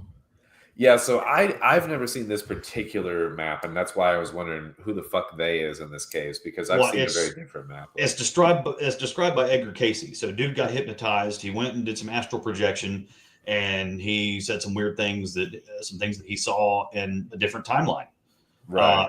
So this might be real in another timeline, or this could just be complete crap, and he missed the mark, and he didn't describe it accurately. I mean, I'm definitely concerned with some global events that could happen, whether it's like geomagnetic or solar or whatever. And do you guys know about like the whole, like the book, the Adam and Eve story kind of a thing or whatever? Not biblical, but like the one that that book that's about Adam and Eve. No. What's that book called?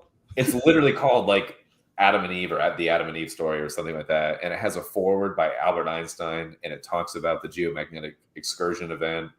And that if it happened, this is based on the theory that like the electric universe model, and that if the crust is sort of affixed in place because of the world's electromagnetic field, and that if it were to do a pole flip, an excursion event, then you would lose that charge, and that positive and negative charge between the mantle and crust would diminish, and the crust would be able to freely float around kind of gyroscopically.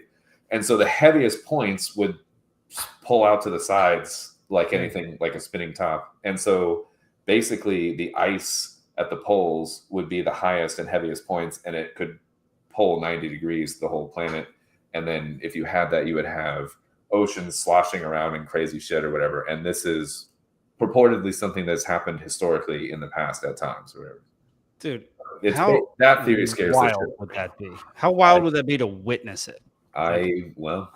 There's if you care about, if you put any stock in what ancient civilizations passed down, by word of mouth and stuff or whatever, there's a lot of stories that support this, and there's a great flood story in like every religion and story, whatever. Let's just pause real quick. We have Sure. breaking news from Grumpy Gnome. Trump asks Pam Bondi to release all relevant grand jury testimony tied to the Epstein case. Really? Why just grand jury testimony? Yeah, why just grand jury testimony? Because testimony makes, who cares? Who cares about testimony? Yeah, that's all going to be the stuff that we know already. It's more fluff and show. I don't know. Yeah. Okay. I was excited for a second. I want the documents. I want the documents. Yeah. All this like testimony stuff, hearsay, all this garbage. Who cares? Like, people can be coerced into saying anything and lying on the stand. I don't really care about any of that. Who was it? Was it Project Veritas that went to Epstein Island? And No, it was Luke Rudkowski and Luke Rudkowski, yeah. And what's his name that lives in Acapulco? So he shows up and starts streaming, and like the feds are coming out with like truckloads of stuff. And he's like, "Hey, who are you? What are you doing? Where are you going? Yeah, what is that?" Yep. Yep. So, Okay, interesting. back to But, this. yeah, Sorry. So the Doomsday Map, the source of that is Edgar Casey. So let's consider the source for a minute here. So given what he's telling us, like I said, this could be from an alternate universe, an alternate timeline. You're starting to get into all kind of weird stuff with anything you deal with Edgar Casey, because you're talking about astral projection. The dude was labeled the CIA calls remote viewing. Yeah. Yes. Yeah. Well, he wasn't remote viewing. No, he would say that he is astral projecting, but I'm just saying, like, when it gets into the U.S. government funding it, they call it another thing, but they've remote viewing and astral projection are two different things. That's fair, though. That is fair. For the person that hasn't heard of either, it's borderline semantics, but I hear what you're saying. Yeah. Yeah. But the guy had all kind of weird theories. He was talking about an alkaline diet back in the 1930s before it was cool. Yeah, right. Before it was cool. Yeah. So here's a little synopsis on Edgar Casey. 1877 to 1945, often called the Sleeping Prophet, was an American psychic and mystic known for giving thousands of trance-induced readings on topics like health, spirituality, and prophecy. Operating primarily in the 20th century, Casey would enter a self-induced trance to provide insights which he claimed from a universal consciousness or Akashic records. His readings covered diverse subjects, including predictions about future events leading to his fame as a clairvoyant. While not formally educated, Casey's work, yada, yada, yada. My question is, did he ever get anything correct that was provably correct? Yes, he got tons of things correct. Okay. Like, now, did the rapture happen in 1998? Obviously not. As far as we know. Not in this timeline. Yeah. So, I mean, he got plenty wrong, but, a lot of his stuff that he got right was, political things, health knowledge that wasn't, mainstream at his time, that 40, 50 years after his death, all of a sudden, like, hey, this guy was right. His visions of life on Mars. Yeah. And then, like Brian Allen saying, if you make enough guesses, you'll get things right. Of course. Right. And the common rebuke. Not if you're absolutely batshit crazy. Right. But, the common rebuke of Edgar Casey, though, is that, he wasn't educated beyond ninth grade. So what he did after that was, he was self-educated, because people did that. So was Albert Einstein past. Yeah, exactly. He was self-educated, as people were back in the day. He had a voracious appetite for reading. So he would just read a bunch of books. And, a lot of the people, in the 40s and the 50s that were really trying to downgrade everything that he was saying, they would just say, he's when he goes into a trance, it's all fake, because he's basically just regurgitating the works of Carl Jung. He read a Carl Jung book, and now he's talking about Akashic records, which is just it's his other word for Carl Jung's collective unconscious.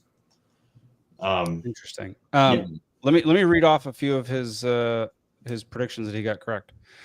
Stock market crash of 1929. In readings from 1925 and 1928, Casey reportedly warned of an impending economic collapse, predicting a great disturbance in financial conditions. So he could have just been a Misesian economist. Yeah, I was about to say the same thing. That seems pretty easy. If he saw the creation of the Federal Reserve, I think that was an easy one to predict. Yeah, right. World War II in the 1930s, Casey foresaw global conflict involving Europe and Asia, mentioning strife in the air and on the seas, which supporters linked to the outbreak of World War II in 1939. Not the worst prediction. Yeah. Discovery of the Dead Sea Scrolls. Casey's 1930s readings referenced ancient texts being uncovered in the Middle East, interpreted by followers as predicting the 1947 discovery of the Dead Sea Scrolls. That was in Nag Hammadi, was the city where they were discovered.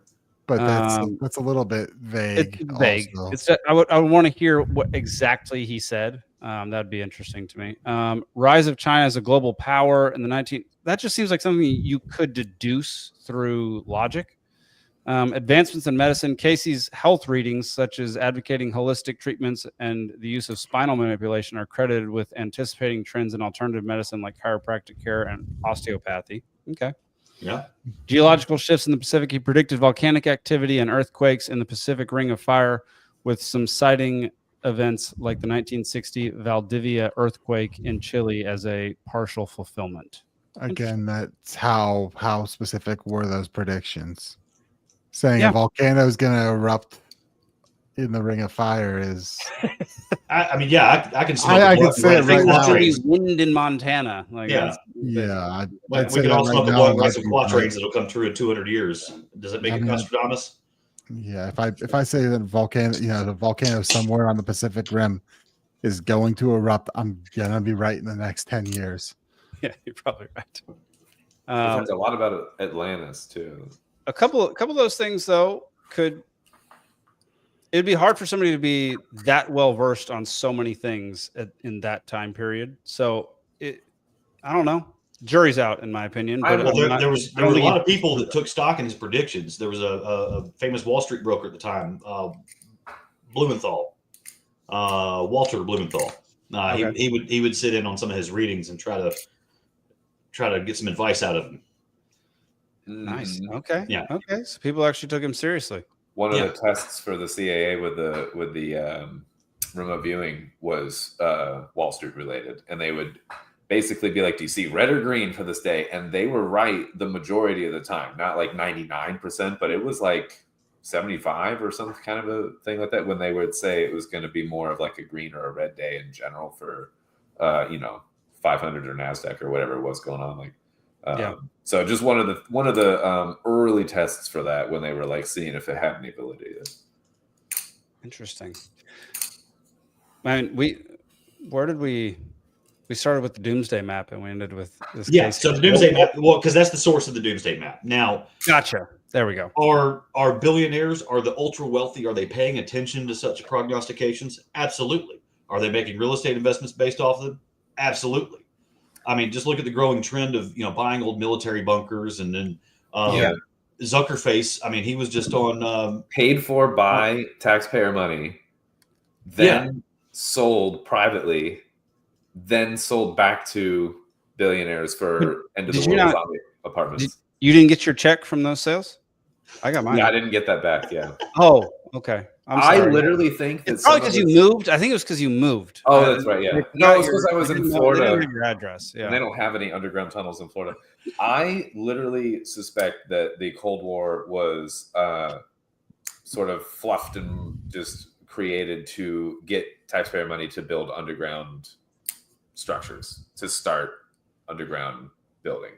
Similar to how that would be a huge boon for the construction industry.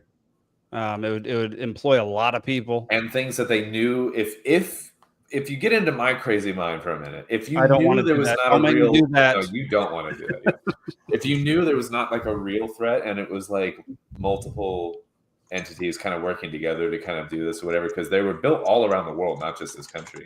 And if you knew they were going to be built out of fear, fear is always the great sort of proponent of building all kinds of things and signing things into fucking law that no one wants or whatever. I won't even mention the Patriot Act I just did, but I won't.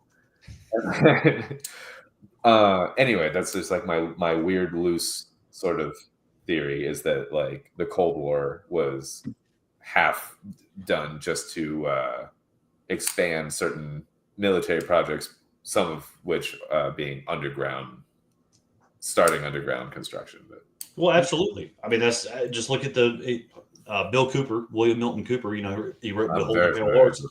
One of the stories in that book is President Eisenhower's on an aircraft carrier because they're going to unveil the most devastating, most destructive weapon ever known to the human race, right? And this is 10 years after the atomic bomb is dropped, and he's like, "What is this?" Propaganda. And they all get on the aircraft carrier. They all get out there. They all get hyped up for this presentation because I think they're going to see a big old kaboom and something vaporize. Right. Some dude pulls out a whiteboard and starts talking about social engineering. Yeah. Yep. Propaganda, man. I'm telling you. Yeah, we can control their brains. Yep. And he's like, "Well, what does that mean?" And he's like, "Let me tell you." And I mean, anybody that still breathes right now just went through the last 4 years and can see that social engineering stuff is devastating. Oh yeah. I mean, we're talking turning families against families, brothers against brothers. It's biblical how devastating that power is. Yeah. And you don't even have to destroy the infrastructure is the greatest part. Yeah. Right? And so going back to your point about all these billionaires buying up land and buying bunkers and buying all these things, like if I had enough money to do whatever I wanted, one thing I would do is look at all the insane theories that could potentially come true and hedge my bets by mitigating the odds of that actually happening to me by buying up or building things or what have you. So like for those who think like Bill Gates knows something that we don't or something, and he like is helping to, well, Alden, I see your face. I didn't say anything. I know Bill Gates knows things that we don't. I didn't say What I'm saying is I don't think it is him buying up all the farmland. I do not think is proof that he is going to cause or knows of the impending doom of mass flooding around the world. I don't think that I wouldn't consider that proof. I would consider that. I wouldn't call that proof. Yeah. Well, and why would he usher that in too? You think that man boobs is going to change his own tire? Is he going to change his own oil? Is he really going to like even change a light bulb in his own house? He can afford his own army. You think he's going to climb 3 steps on a ladder and change his own light bulb? No, he's not. Get out of here. That dude needs people and he knows it. So like there's a certain amount of people he can do without, sure. But he's fully aware someone has to shovel the stables. Yeah. So, with that, he's got enough money that, he could sit there and hit the blunt on the weekends and go, you know what if there's something to that? Hey, go buy that. that whole strip right there, the safe, buy that just in case. He could easily do that. Yeah. Now, his agricultural endeavors, they scare me. The Apeel apples, all this kind of stuff, and then you watch these documentaries that he's probably paid for as a form of PR. Where it's like, oh well, look at him going to Ethiopia and teaching them how to build toilets that make power after they crap in them. Yay, good. That doesn't make you an actual philanthropist, dude. Because we all see the stories where you show up to places like Uganda, you show up with clean water and mosquito nets, and then you start talking about like, maybe get a sex change. Maybe it's okay to be gay. Here, have some condoms. Here, have the depot shot that'll sterilize you, but I'm not going to tell you that. Yep. And that's, hey, we don't need that kind of help, Chief. How about you get out? We're going to get to some interesting thoughts on a more conceptual thing behind people like him later on in the show.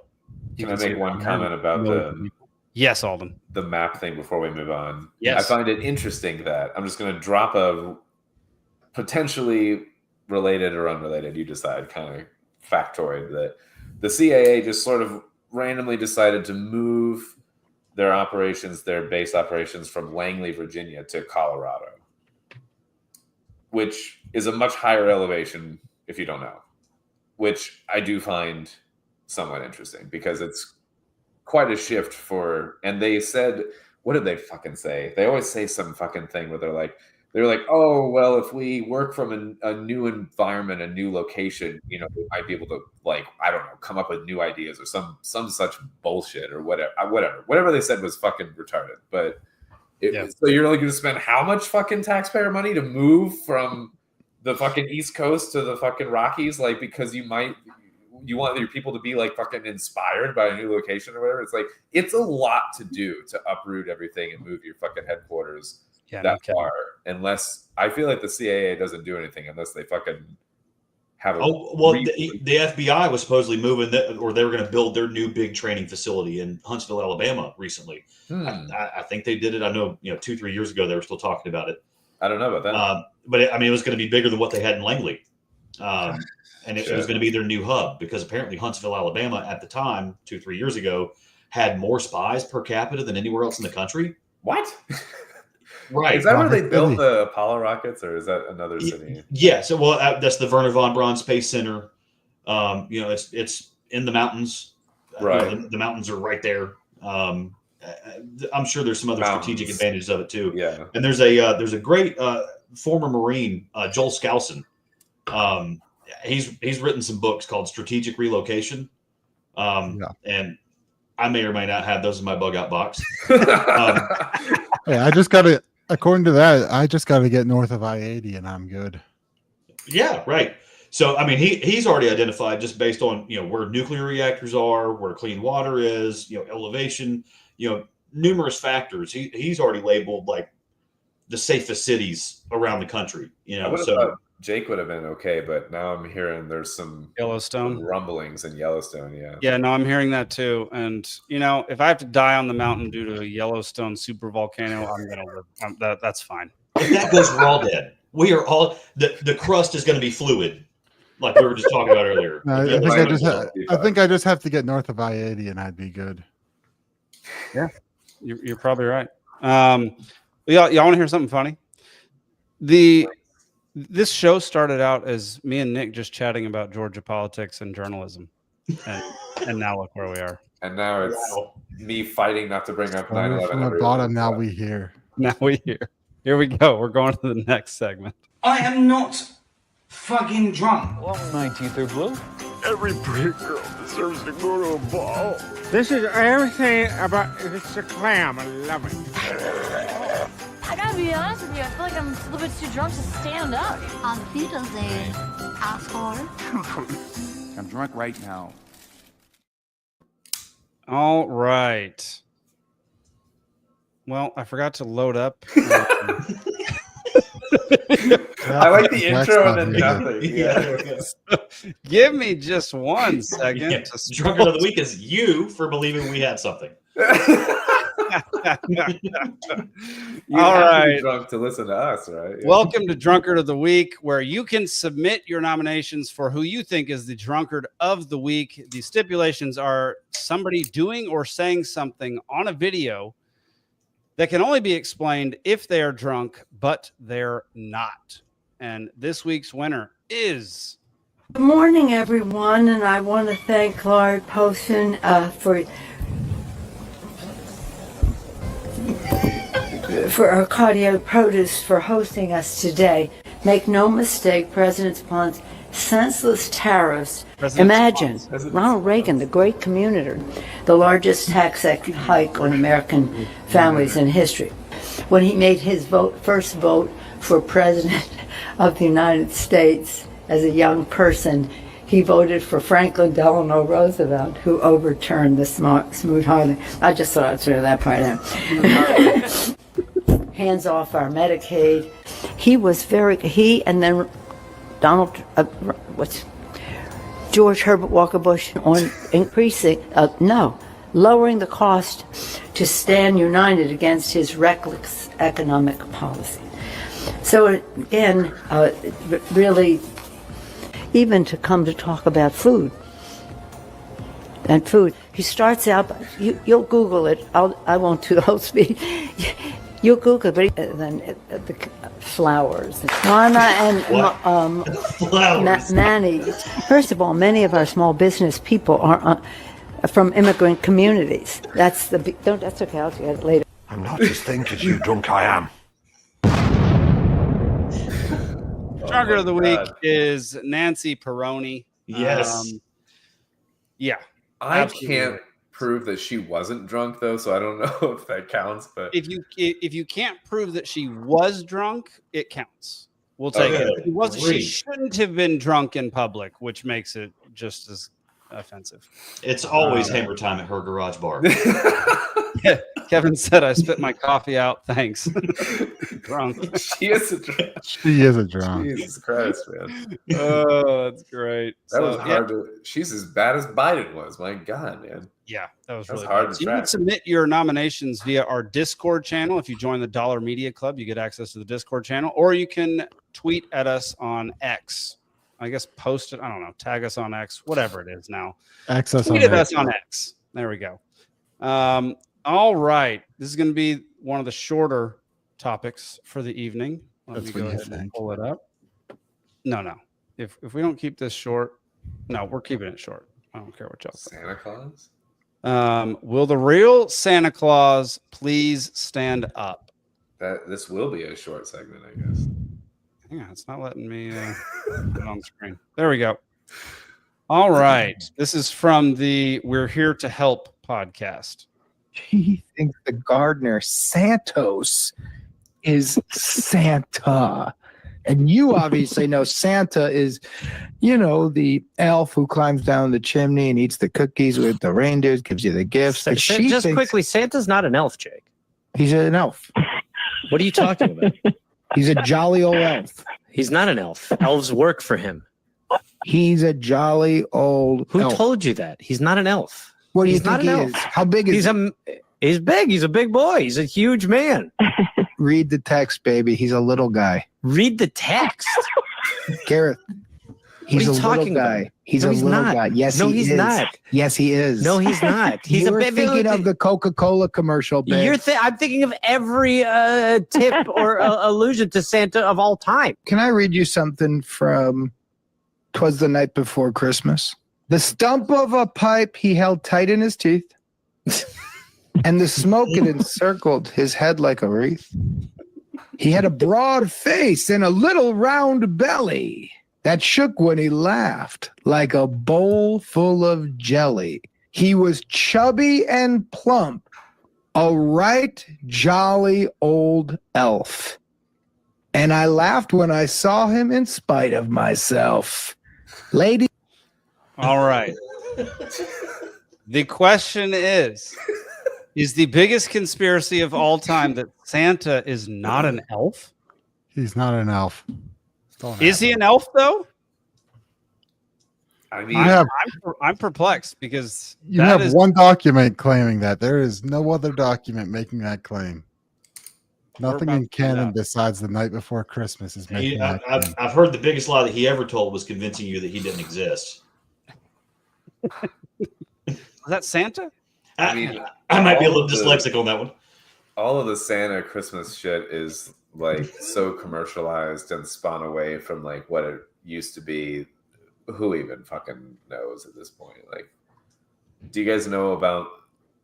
You guys, I don't know. But Alden, are you about to take this down a weird road again? Yeah. Is it going to relate to 9/11? Getting into Black Pete? Not 9/11. The whole, it's like a sexual alchemy thing with like the whole like you can induce a state with. I've done this with like breath work and shit that I wonder is like the same thing where like you are trying to like move your cerebral spinal fluid like up into your brain and shit, and there's like part of the brain called the claustrum, and the spine is like the chimney in this metaphor, and I don't know, whatever. We don't need to get into it. Whoa. Well, there's massive ties to Santa Claus with like an Amanita muscaria. Yeah, that's the red and white Yeah, mushroom. the red and white That's mushroom. it That only is- grows under conifer trees, like Christmas trees. And it grows in two places. I think it's Europe and North America, and I think they're completely Wherever different. there's strains, reindeer. too. I think one strain is hallucinogenic and one strain is poisonous. From what I Yeah, the red and white, the toadstool cap or whatever it looks like at the mascara or whatever it's called. Like, yeah, is you should not eat. Mitch says absolutely an elf, also a shaman. Okay. And a And hoarder of Zach cookies. says Santa did 9/11. There we go. Well, hey, and while we're going down that rabbit hole, you know, the whole Christmas tree thing, the cypress tree was a sign of the Babylonian god Nimrod, because supposedly when he was cast down from the heavens and he hit the ground, that's what grew up in his place. And Nimrod is the equivalent of Satan. Mm-hmm. Huh. Yeah. That is interesting. Yeah. Yeah, it used to be that I think like in more of a pagan era kind of thing that Christmas was like, I might not have been called that at the time or whatever, but was like a time to like eat the mushroom or whatever and have like basically like a family high. I don't know, like, and then from that you get Coca-Cola Santa Claus, like, you know, some crazy turn here where it's like a commercial event. Yeah. Santa's asked my house for steak and beer. You know, he says, forget about the milk and cookies. So The real question. All right, what year did The Night Before Christmas come out? Like 92 or 3 or something. No. that. That was it Longfellow? Hold on. Night Before That's Christmas origin. Nightmare Before Christmas. The show has devolved. 1823. Okay. What? I thought I'm sorry. I heard the Nightmare Before Christmas. Oh no, Night Before Christmas. Oh, okay, my bad. Okay, it's been around a while. My brain made that a Tim Burton thing, and I was like, I don't know, like I was like 3 years old. I don't know. But every Now I other want to know what depiction year of- that was. Every other depiction of Santa going back forever never says elf. I mean, you look at all the Christmas specials as kids, right? I mean, the Santa Claus, it's Tim Allen. Even when you get back to the old claymation stuff, like Like the Santa Nightmare Claus is Before coming to Christmas. town. It was a, you had a guy and he became Santa. He's never been an elf and never will be an elf. He was king of the elves, but he was not himself an elf. Exactly. Yeah. Zach says Nimrod maybe corrupted his DNA to be part Nephilim. Oh. Not surprising. This has got to be the most. Oh. Rather than leaving milk and cookies out for Santa, Grumpy Gnome leaves memes and ammo out for Captain and for July 4th. Yeah. That's I would great. take memes and ammo. For Y'all, July if 4th. you don't follow Grumpy Gnome on Twitter, you should. If you don't follow Captain and Capistan on Twitter, you absolutely should. We've had them both on at some point, right? Well, have we had Grumpy? We had Cap on back in the day. Yeah, Grumpy Cap hasn't used to been on. co-host. Cap never showed his face. 'Cause I believe Cap would have some job troubles if he ever showed his face for the things that he tweets. So Yeah, he works for one of those companies. he works for one of those companies. All right, y'all. I think that's enough about Santa Claus. We're gonna go play some trivia.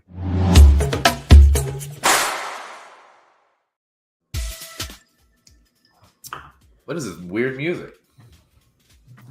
I need more whiskey. Hold on. Jake has absolutely 100% stacked this against me tonight. How do you know? Because that would be the logical thing to do. I mean, it's stacked. It's stacked against everybody, actually.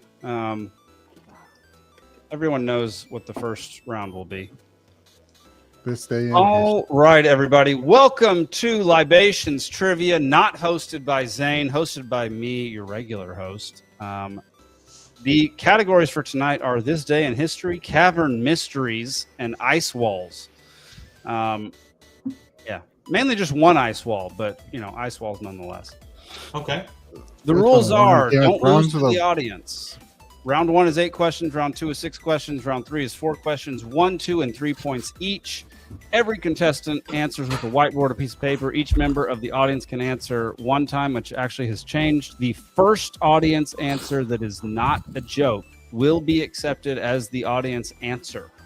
If But you if blurt your out joke's an really answer, good, you you lose win. 1 point. The winner is no longer a loser. So all 3 of you are losers. I've been the biggest loser for a while now. I won last week, so I'm not a It loser. doesn't matter who won last week. You're all losers right now. All of you. Okay? Clean slate losers, yeah. And Steven, you're muted, so you Yeah, can Steven, talk we all don't you hear you. want. Go for I was it. gonna say I need to know your birthdays so I can go buy a red scarf. Just in case I'm still a loser after this. Oh Lord! Oh That's a my good God. callback, man. That was great. That was Round 1. This day in history. Hang on, let me get for you 3 on the stream. Make sure you cannot see audience comments for this section, so no cheating. I'm on private chat. I should be fine. Okay, perfect. All right, round 1. Question 1. On this day in 1955, what massively successful theme park opened? And you have to be exact. Where's my marker? Oh. I love it when the music fades out during the writing portion of a Right? That makes it awkward. Every time, man. Well, 5 seconds. I'll just talk. Do we all have an answer? That doesn't make it better. Damn All it. right. Nick, what do you got? I wrote Disneyland. All right, Steven. Ooh. Oh. I said Disney World. I said Right. Disney very large world. Yeah.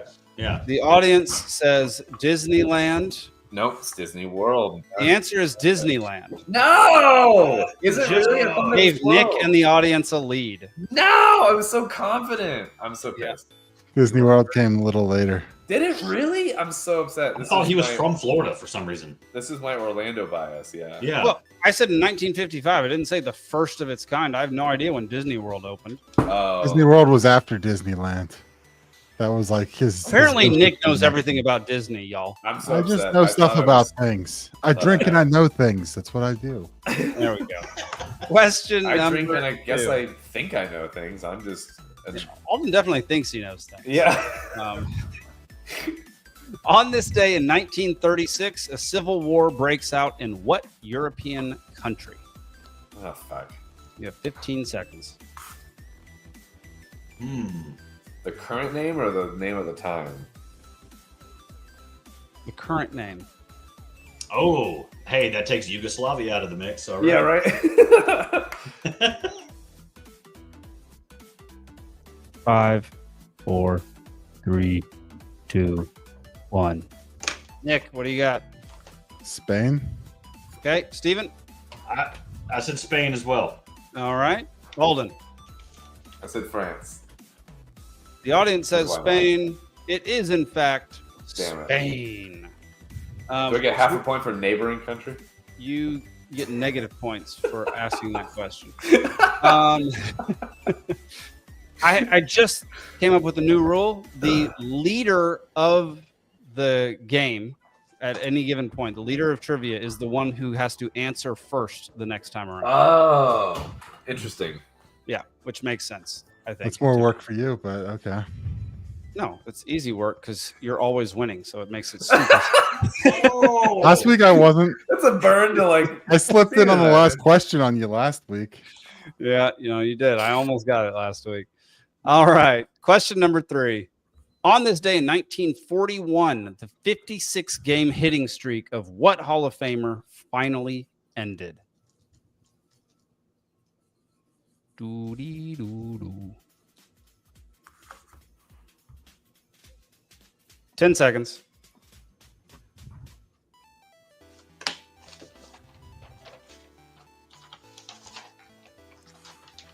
Three, 2, 1. Nick, what do you got? Oh, Babe Ruth. All right, Steven. Also Babe Ruth. Okay, Alden. Baby. Everyone Ruth. says Babe Ruth. The audience has not given me an answer yet. Oh, the audience also says Babe Ruth. Yeah. The answer is Joe DiMaggio. Oh, God damn it. Everyone said Babe Ruth. All right. Question number 4. On this day in 1945, the Potsdam Conference begins, which included what 3 countries? If you don't name all 3, you do not get the point. Yeah. It's not. I don't think it's Jumpin' Joe. I think it's Joltin' Joe. Isn't it Joltin' Joe? Or is it Jumpin' Joe DiMaggio? Am I being confused with the coffee? Listen to the song. It's Jumpin' Joe. I mean, based on Simon and Garfunkel, I'm going with Jumpin' Joe. I thought it was Jizzin' Joe, but maybe I'm listening to different music. Yeah, that's very different music. Yeah. 5 seconds. I almost said 5 minutes. 2, 1. Nicholas. Russia, America, UK. Steven. I'm probably way off. I said Poland, France, and Great Britain. Alden. China, and China. Mitch, the audience says U.S., England, and Russia. Zach says France, Mars, and Africa. Yes. The answer is U.S., Great Britain, and the Soviet Union. Nick and the audience both get it correct. Alden gets another -1 point. Yes. Because. Question number 5. On this day in 1975, the U.S. spacecraft Apollo 18 docks in space with what Soviet craft? A maneuver aimed at developing space rescue capabilities. So is it the craft or the maneuver? What? It's the craft. Okay. Docks with what Soviet craft? Okay. 10 seconds. What the hell is that? What was that helium shit? 5, 4, 3, I like that. 1. Nick, what do you got? I'm guessing Soyuz. Ugh. Steven? He knows the name. I said Sputnik because I blanked. All right, Alden. I couldn't get Sputnik out of my head, and I know that's just a satellite, so I put the Vodka Space Station. Zach also put Vodka 1. Also put Soyuz. Okay, so what I'm going to do, because Soyuz is correct, I want the number to get the full point. Otherwise, Nick and Mitch, Nick in the audience get half a point unless they can give me the number. So I'll give you another 15 seconds to think of the number. Of the actual craft, it was number. Of the actual craft.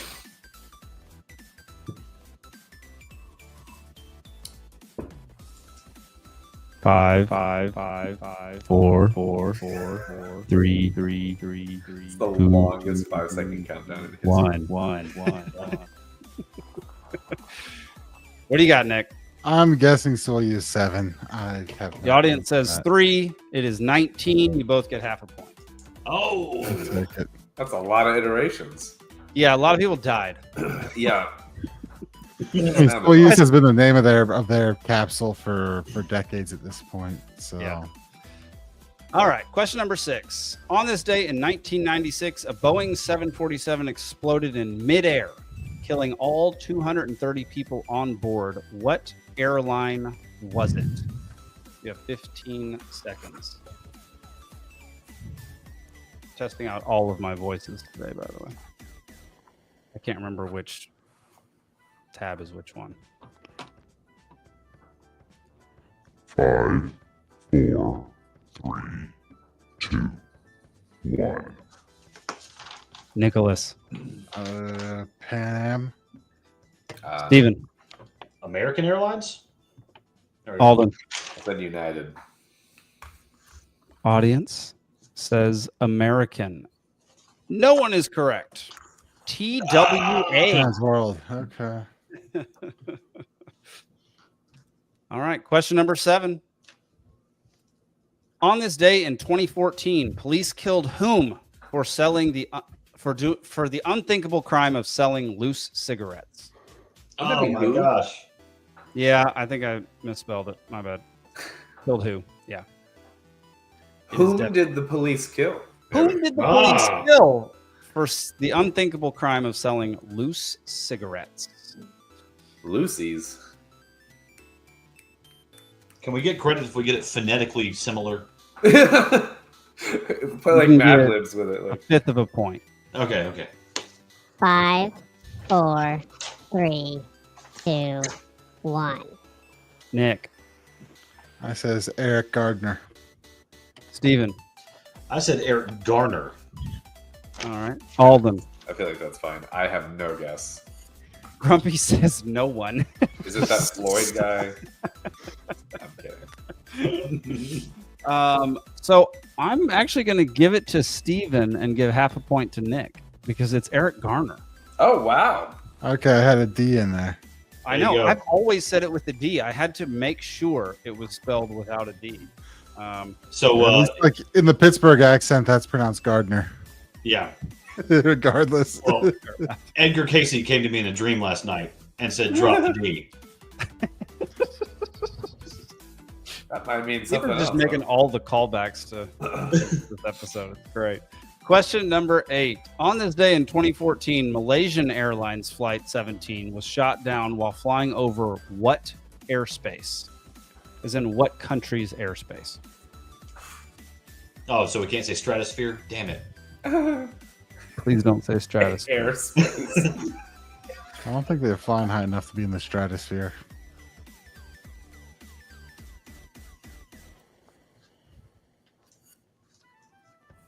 Five, 4, I hate this 3, countdown. 2, 1. Nick, what do you got? Ukraine. Steven, what do you got? I said Syria. All right. Alden, what do you got?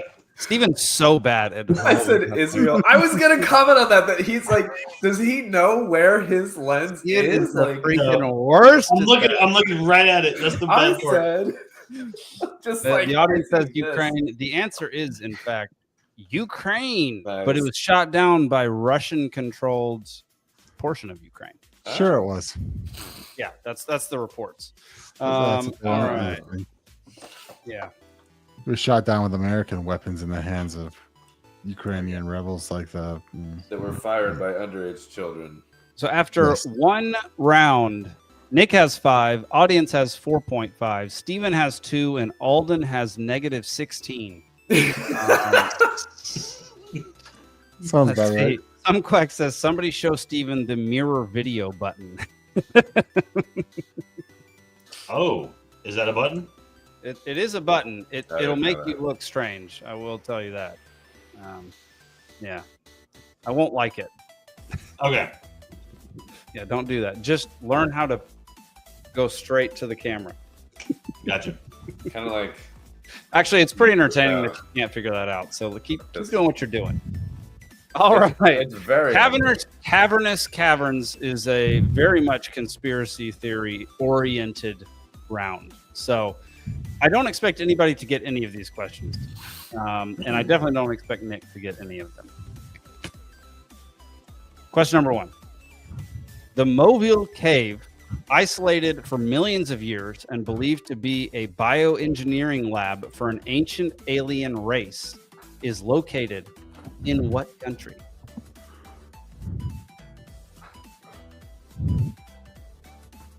Nick, stop breathing into the mic, please.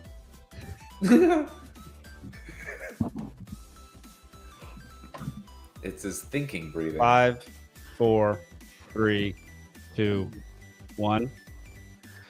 Nick, what do you got? Peru. All right. Funny. Steven? Still scribbling it down. That's okay. You're allowed. Argentina. Okay. Alden. I said Peru as well. You said Peru. The audience says Guatemala. Ah. The answer is Romania. We weren't even in the right continent. God damn it. None of y'all were in the right hemisphere. We were wrong in whatever metric you want to mention. Yeah. Like even countries that end in A, you wouldn't have gotten it right. No. All right. Question number 2. Well, Guatemala. Someone said Guatemala. Oh, yeah, that's true. What underwater cave system in Mexico's Yucatan is rumored to be a sacrificial site for a secret cult that abducts tourists to appease ancient Mayan gods? Now, I realize I meant to rewrite this, so this is my bad. This is going to be extremely difficult. Okay. Edit. It is what it is. So it is what it is now. What's the? If I told you what it was, it would give away the answer. So the question stands, but something's difficult. I was going to name the cave and not the country and not say Mayan gods, but I was going to say ancient gods. Ah. Yeah. Okay. Because the name of the cave, that's going to be a difficult one. Y'all have 5 seconds to figure it out.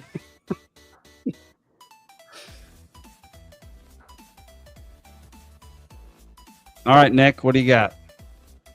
I says giant comet. All in right. Mexico. I said Epsteina. Alden, what do you got? I can't think. I don't even have an answer on this. I can't even think of a name. Mitch says Grande Holio de Metro. Yes. Or he meant Muerto. And Zach says Jackie Chan. Grumpy says your mama cave system. The answer is Sac Actun. That was not what I was trying to think of anyway. So That's my bad, y'all. That's my bad. No, That would be an impossible question. It's all good. That's a Zane type question. You're just trying to honor him. All of these are. I don't even think Zane would get that. Well, he wouldn't get that particular one, but it's Zane level of detail, expected. Some quack says Gesundheit. Yeah, right. All right. Back, Sterkfontein caves are theorized to be a cover for a global elite's underground bunker where missing persons are used for genetic experiments. Where is it located? Country or country? City?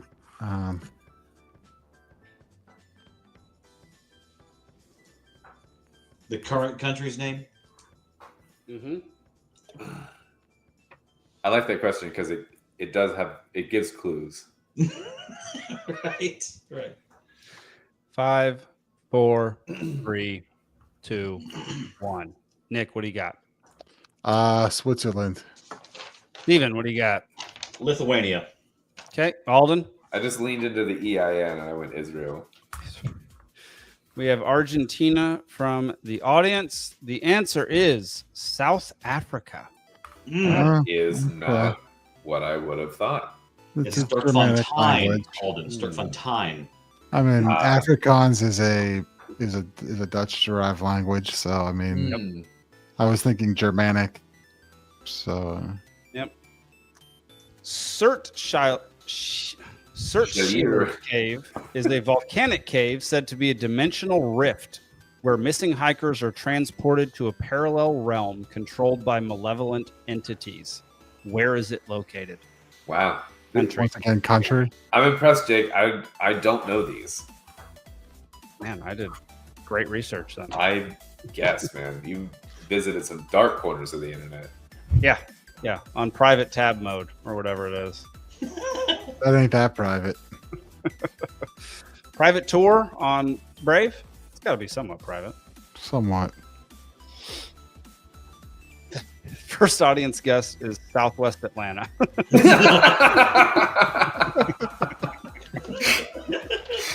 Oh, man. All right, Nick, what's your guess? Iceland. That's Steven, what do you got? Tonga. Tonga. I also said Iceland. It just sounded like that. The answer is, in fact, shit. Iceland. Alden is finally on the board with negative 14. negative 17. Quack said Wales. All right. 2 more questions in round 2. Question number 5. Ubir Rock Art Shelters, rumored to be a monitoring station for extraterrestrials who abduct native people to study their dreamtime knowledge, is located in what country?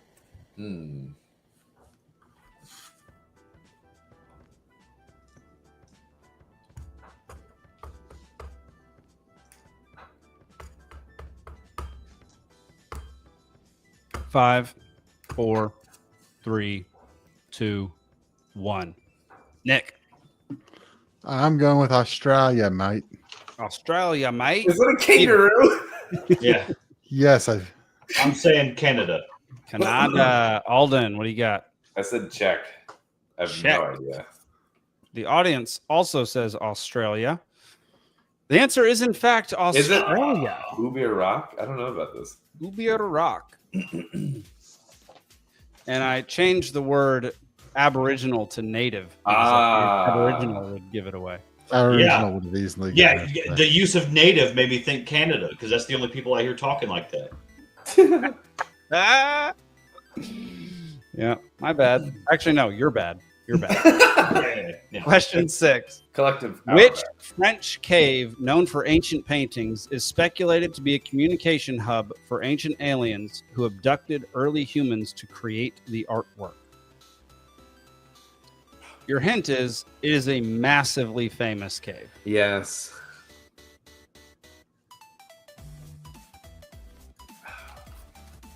Day 1 of art school, I read about this cave. I also learned about it in high school, but day 1 of art school. Gotcha. 5, 4, 3, 2, 1. Nick. Neanderthal. I think I've heard of it. I can't place it. Steven. I said Napoleon's mom. Fair enough. I like hear it in my mind, and I can't get the name of fucking Gaston from Beauty and the Beast out of my brain, but it's not that. But I'm saying that, but it's something that sounds like that in my mind. You're not wrong. Zach says Baguette de Eiffel Tower. The answer is Lascaux. Lascaux, yes. God damn it. Yeah. After 2 rounds, Nick has 9. The audience has 6.5. Steven and Alden are tied at 2. It is still anyone's game unless Nick gets 1 correct, and then it's only Nick in the audience. 4 questions. Round 3. Oh, wait, no. There's 4 questions. He's got to get 2 correct. All right. Question number 1. This is the closest gets it. What is said to be the height of the Antarctic ice wall in the flat Earth theory? I will take the height in meters. Oh. I was going to do it in horses. And meters only. So it can't be in washing machines or. The audience's best guess is hella high.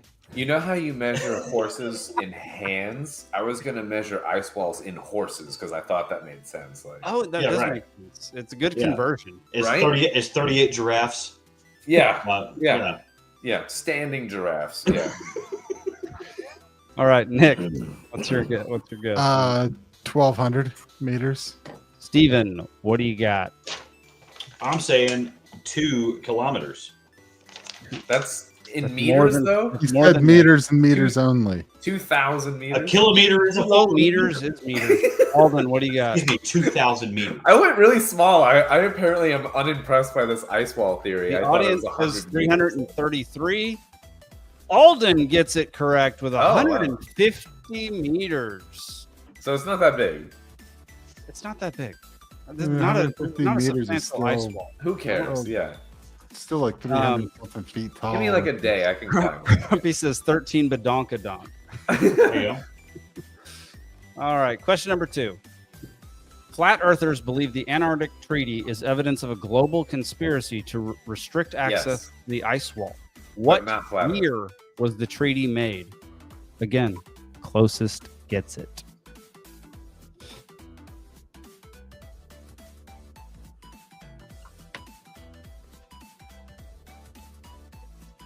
All right, Nick, what do you got? 1947. No Steven? way. Oh my God. 1947. I did Wow. 1946. We're so fucking close. No freaking way. Holy shit. I asked y'all very quickly, so we're gonna wait for the audience. That's to crazy give their close. guess. That's wild that all y'all were within 1 year. That's That nuts. is insane. Audience says 1971. Let me do some quick math here. Well, that means we're not close. If 71 needs math, then that's not close. No. The answer is 1959. So I think Steven, Nick, and the audience all got it. What? Oh, wow. It's split the difference? Yeah, 12 exactly. Yeah. 12 Oh my exactly God. on either side. Yeah. Holy shit. I lost by 1 year. God damn it. Yeah. If I'd have said 48, which I was debating, I would have won You, that you one. found the way to be the only one to not get a point. Yeah. Yes, I the did. price was Thank wrong, you. bitch. God damn it. Dude, we've never had something like that with the closest gets it. That was That's wild, amazing. actually. Yeah. We That's had wild. on both sides and somebody guessing the same as another person. That's wild. That is insane. That's Yeah. insane. I thought it All had right. to do with like after World War II or whatever, but So it is now Nick or the audience can win. Steven and Alden can spoil it for well, maybe they can. I don't remember if there's any other closest gets it. anarchy. Zach says we were all equally wrong except Alden, who was more wrong. It's a new T-shirt coming out. There we go. Question number 3. Which historical figure's discovery of the Antarctic ice wall is often referenced by flat earthers? This is a historical event. Yep. It is a guy who discovered some places in Antarctica, but did not refer to it as an ice wall, but the flat earthers refer to it as the ice wall. He just discovered some glaciers. That's basically what it was. Oh, okay. It was the limits of his study. And woolly mammoths. Not Piri Reis. Oh, okay. Yeah. All right. Hang Nick, on, what do you got? I'm trying to get there. He's 3, 2, 1. Nicholas. Shackleton. I don't. Steven. Admiral Byrd. Operation High Jump, baby. That's, Alden. that's what I meant to say, and I put Andrew Bird, who's a musician. I meant to say that was like a that's total probably brain right fart. on I there. meant to say Mitch also Admiral says Byrd. Richard Byrd, and gotta say, you're all wrong. It's Sir James Clark Ross. But it's definitely not a musician. Definitely not a musician. Yeah. It is now 100% down to Nick or the audience. If the audience gets it, they win. If Nick gets it at all, he wins. I'm Question still number going 4. to create an answer. Final question. What phenomenon in Antarctica, observed by early explorers, do flat earthers claim is faked by NASA to discredit the ice wall? What phenomenon in Antarctica, observed by early explorers, do flat earthers claim is faked by NASA to discredit the ice wall? Snow.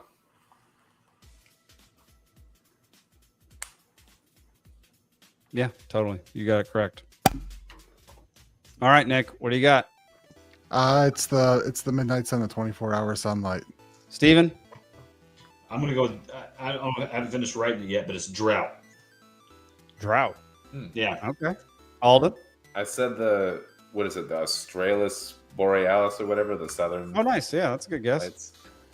The audience That says means it's wrong. 24-hour sun. Yeah. The answer is the Okay. 24-hour sun, which means Nick wins with 15. The audience gets 12.5. Alden and Steven both end with 5. Woo! And That's a whole hand, motherfucker. I'm happy with that. Alden made a comeback from -16. There you go. Yeah, Talk to the right. hand, baby. all right. Well, he does it again. What was-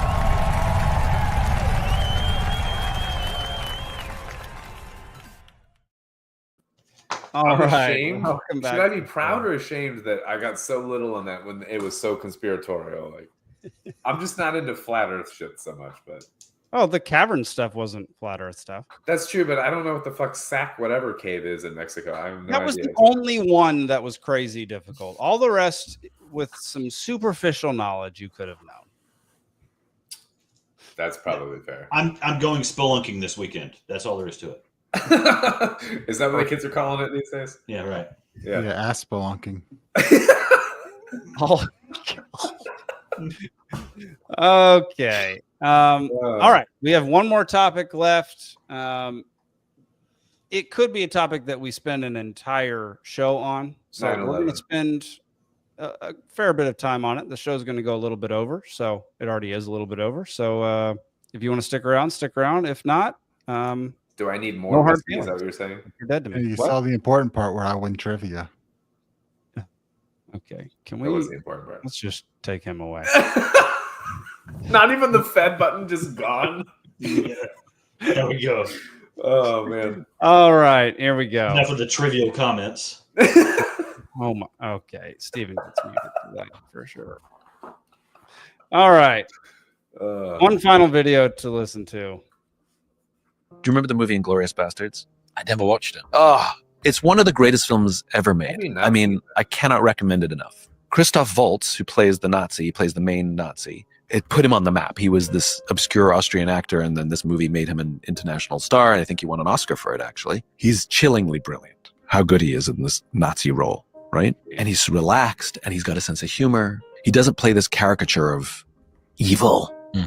You know? That's one of the reasons he's so chilling. So he was on a talk show when he was promoting the movie, and the host asks him, "What did you have to do as an actor to play evil so effectively?" And he's got this look of total confusion on his face. He doesn't understand the question. He goes, "What?" And the host says again, "You were so good. What did you have to source yourself from to play evil? You were so scary." And he looks at the host and goes, "He wasn't evil." And this is why he was so good at his role, because what he understood is no one thinks they're evil. Everyone thinks they're on the side of good.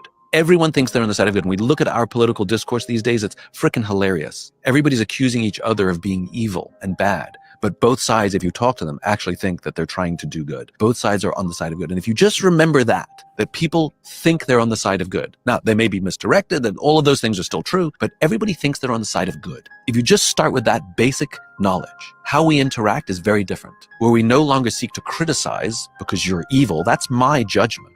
But I seek to understand where you're sourcing that good from. And curiosity is a great way to interact with human beings with whom we disagree. Do you remember the... He's getting at like one of my like rules for like what makes a good villain, and it's when it's buyable, it's believable, they believe that they're right, This is why I think the Joker is a good villain. This is why Christoph Waltz plays a good villain.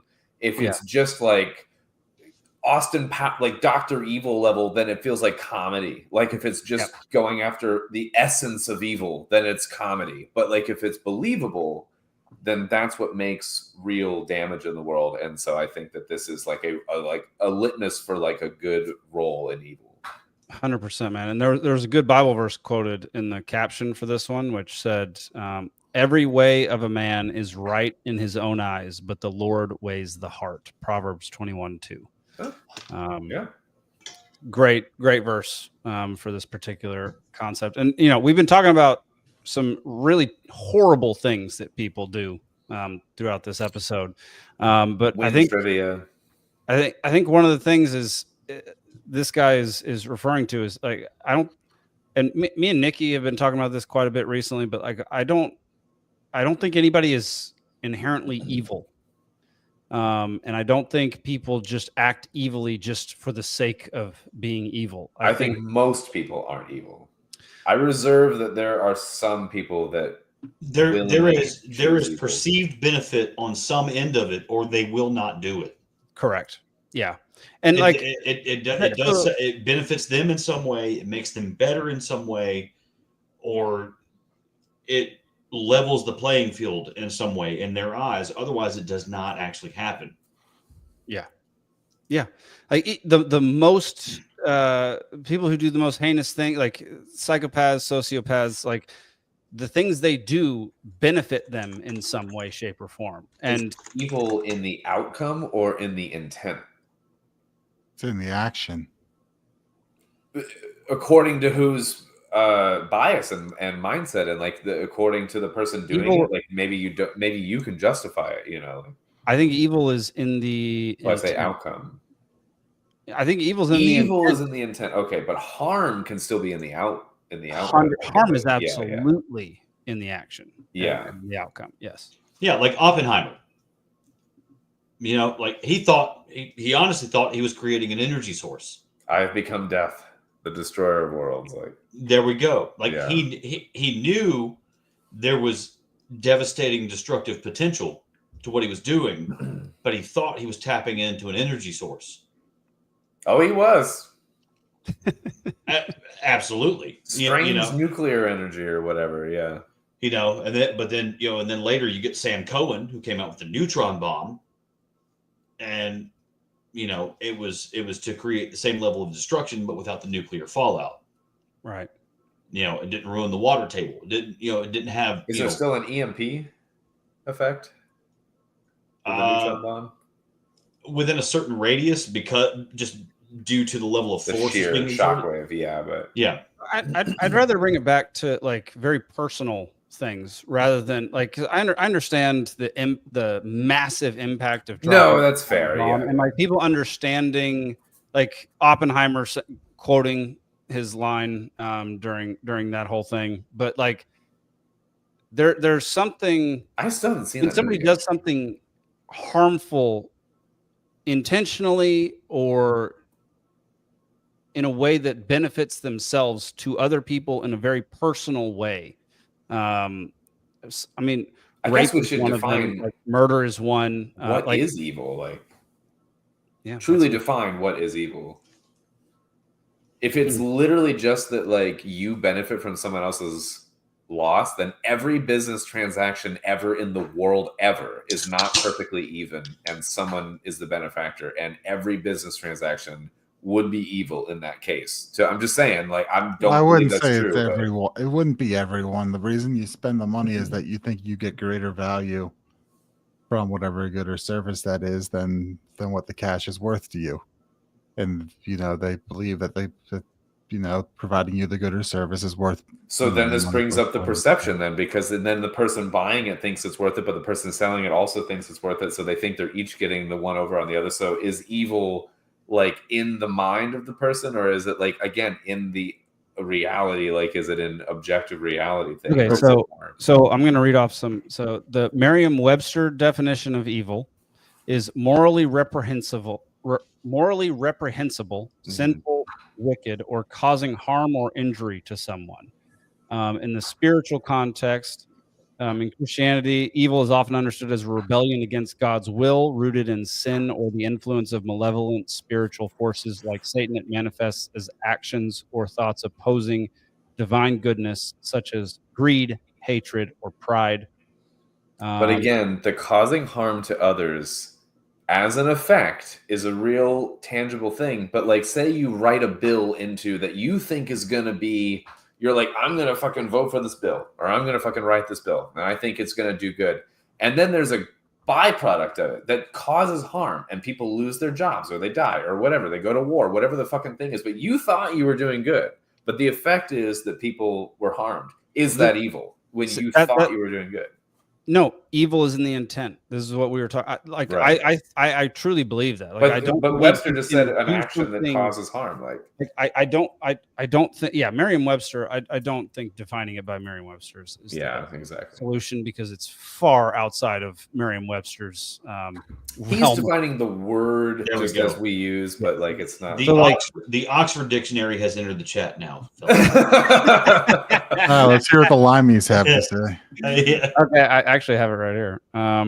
Oxford Dictionary: evil is profoundly immoral and wicked, something harmful or undesirable. That is so broad, and it is vague. Yeah. Yeah. So if you, so you're saying broads are evil? I mean, there are certain times when I would have definitely thought that. Yeah, I do think evil is an intent, and like if you're intending to help people, I don't think what you're doing is. But the road to hell is paved with good intentions. That's The road to hell is paved with good intentions. And what's more evil than the road to hell? What about Mao or Stalin? Especially Mao, right? He had the his intent of, to create the worst, most murderous regime out there, or did he think that his communism was going to help? Okay, we need Wesley Huff on. What here. about I Anakin can't- Skywalker? I would say so. Some quack is on something here. He's saying it's more like disregard for the lives of others, which it's not so much that as I think disregard for the consequences of your own actions. That's sociopathy. Yeah.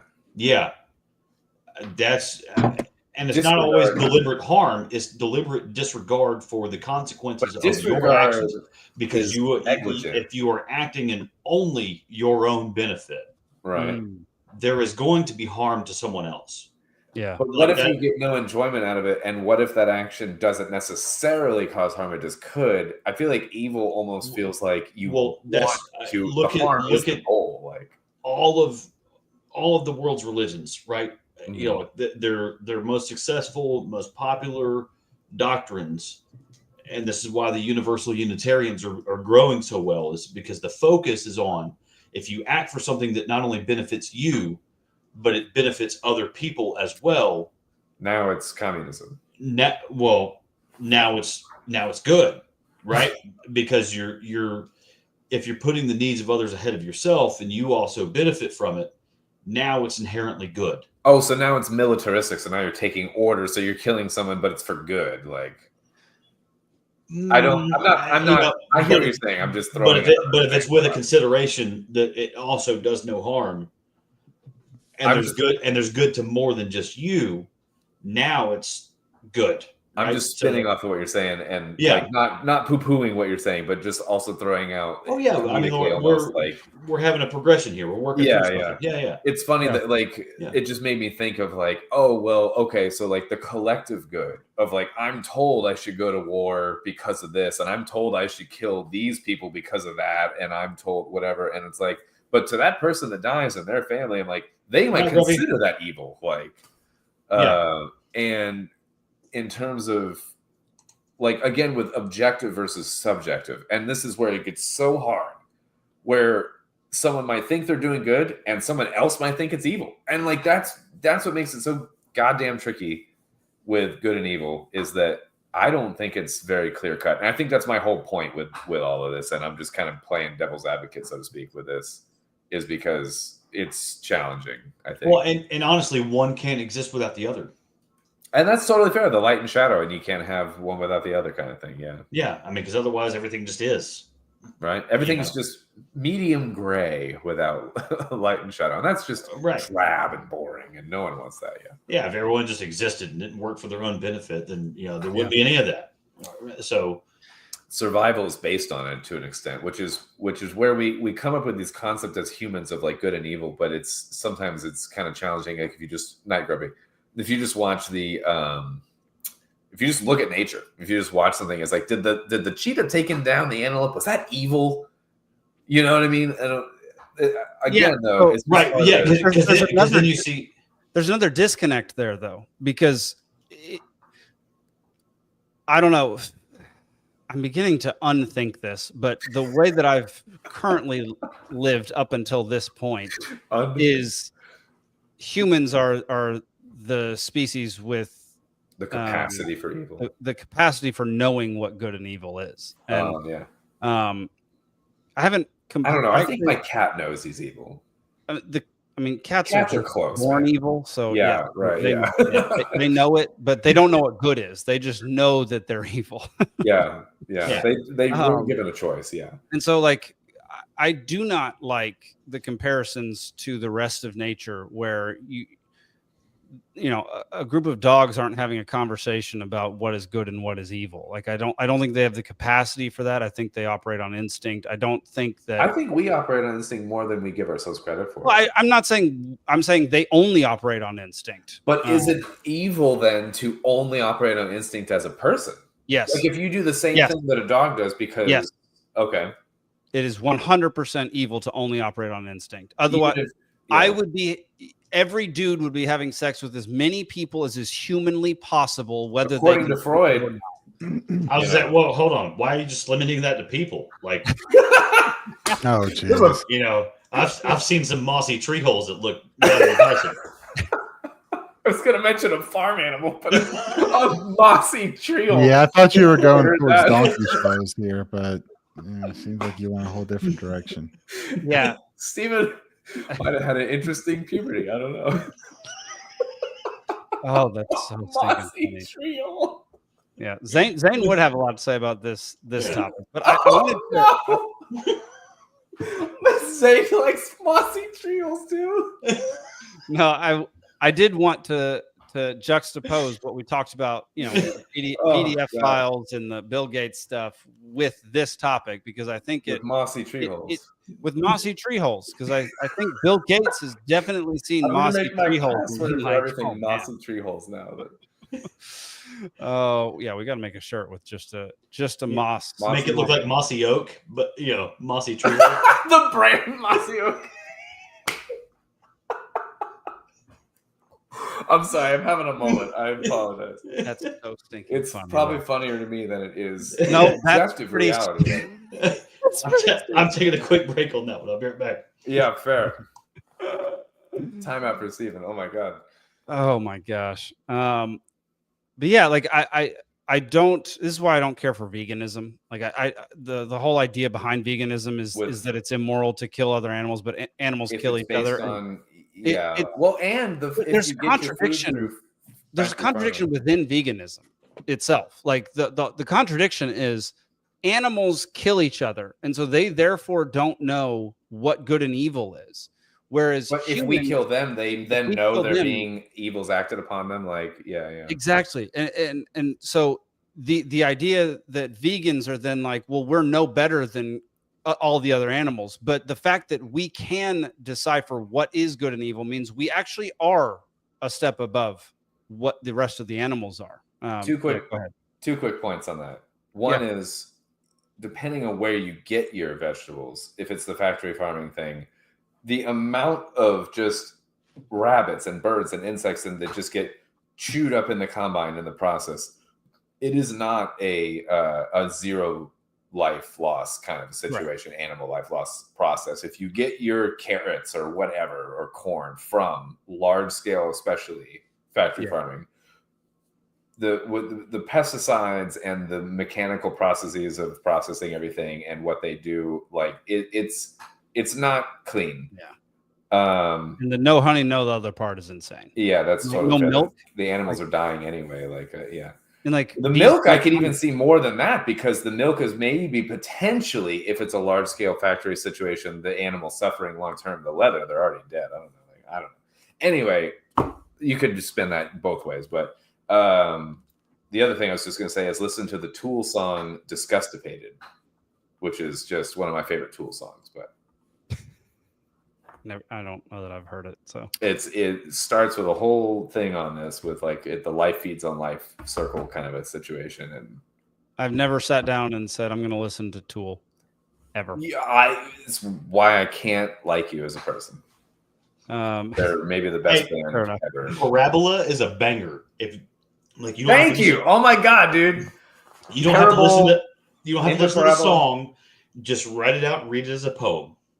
Dude, half of their stuff you could just read. It's that Maynard is insane, man. Like lateralis, the syllabic fucking the Fibonacci math that's going on is what the fuck? Like it's just dude, it blew my. I was 11 when I found Tool, and it changed me as a person. Like Maynard is a proud member of the Hermetic Order of the Golden Dawn. Is that right? We're going to get way off topic if we. Okay, sorry. Yeah, we're trying to wrap up this topic. Are we? Because now I just opened up a whole Tool and 9/11. I could talk. Nope. About You are out of order. Not going to happen. Yeah, you will be removed. I'm just going to start doing that rather than muting people. You're just going to get removed. There you go. If you start taking us too far off on a tangent. If you talk about why Danny Carey is the greatest drummer on earth, then you get removed. Lord have mercy. Let's see. Mitch says vegans choose not to participate in the cruelty innate in factory farming. Well, they do for sure, and I agree with that. I try not to participate as much as possible. Plus, just the amount of crap that goes into that food is horrendous. Glyphosate. So much glyphosate. Have fun, man. How much? There was just a thing on beer and wine and how much glyphosate ended up in beer and wine. Yes. Which, by the way, sad news for you, Jake. Hold on one second. I'm pulling this graphic up. Guinness. Guinness is like top 5 yeah. of mass-produced beers for glyphosate content, homie. Yeah, it's not good. I'm going to reach through this computer and punch you right in your face. Don't tell me things like this. Yeah. I mean, I love ignorance is just so great. I love ignorance. Of this I list, wish, man. I wish. Of this list that I have, it's actually number 6. So you're only top 10. Oh, okay. Yeah, 6. That's no big deal. But you need the second hand for 6. That's no big deal. Yeah. So you got Coors Light, Miller Lite, Budweiser, Corona, Heineken, and then Guinness. But Coors, that's made from Rocky Mountain water, right? That's not possible. There's no glyphosate. You want to hear something wild? When me and Nikki were driving out here from Atlanta, we went through Kansas and Nebraska, and they had dozens of signs. Don't drink the water, right? That said, please stand with glyphosate and shit. Like what? That. Oh my god, that's not where I thought you were going to go with this. And glyphosate protects all your crops and all your food and all so many of these signs. That's basically insane. Like there's no other way to farm than to use glyphosate. Like there's no one in history has ever found a way. Here's a weird plot twist, right? So with all the agri-terrorism that's coming over here from China, we are way China. So like the lanternfly. The lanternfly is an invasive species that it's coming to Georgia. Like it's already here. It's already been spotted in a couple of areas. It eats the stone fruits. So your peaches, your plums, your cherries, your hops. No, it eats hops those. What? So it looks like a moth. I don't know how it's really a threat, but reading about it, what it does, it swarms these plants, these trees, whatever, and it leaves a honeydew. Is what it's called, residue, but it attracts black mold. Oh, great. And then that's a big problem, right? Yeah. And it's an invasive species. Guess where it comes from? China and Vietnam. China. Which, oddly enough, this was not an issue until just last year, really. Yeah. We have spiders from over there too in Georgia. Yeah. They took over Georgia. Really? Yeah. Those been around for a couple of years, but yeah. I have a dent I've in my leg right now from some kind of spider. I don't know what it was, but I ran a fever for 3 days. Oh shit! My leg, like there was a little bitty hole in my leg, like the size of half my thumbnail. 2 holes, like but like the what, like it looked like my fist on the inside of my leg for like 3 days, and now there's like this dent where it all was, and I don't know what that is. It wasn't a Brad recluse. I think it's just denoting you as an evil person. That's what it is. That's what it is. Yeah. Maybe that's the difference, guys. Yeah, maybe it has nothing to do with intent. What's in your heart? It's do you have a fist-sized welt on the inside of your leg from a spider bite? You have an affinity for spider bites, like Well, let's wrap it up there. I mean, we could talk about this for a long time, and I think we should come back to this, especially when Zane's around. I think Zane would have a ton to say about this. You could attack it from so many different angles, like depending on like religiosity or otherwise, or for sure. I think this will be something that comes up pretty regularly when we start the new format of the show here in a few months. So let's where we're all naked, or where we do the simulcasts, where we have the regular show and then the crotch only show on OnlyFans. Oh right, yeah. And you're in the bathroom today, so you're already kind of getting prepped, I think. Yeah, no, I'm testing out acoustics and things like that. Yeah. Hashtag crotchety libations. Love it. All right, y'all. Thank y'all so much for tuning into the show. Stick around. We're going to watch 6 funny videos before we head out of here. But thank y'all for watching this long into the show. We've already gone 30 minutes over. And if you want to check out more shows that we do on Peaceful Sea Network, go to peacefulsea.network. You can join the Dollar Media Club for $1 a month. And you'll get access to subscriber-only shows, as well as documentaries, movies, the Discord, things like that. So go check it out. The final episode of season 1 of Cascade Effect came out on Friday, and that rounds out season 1 for the time being. I got to binge the rest of it. And then new shows will come out, or new episodes will come out later on in the year. So check all that out. And we'll go straight on into the funnies. Here we go.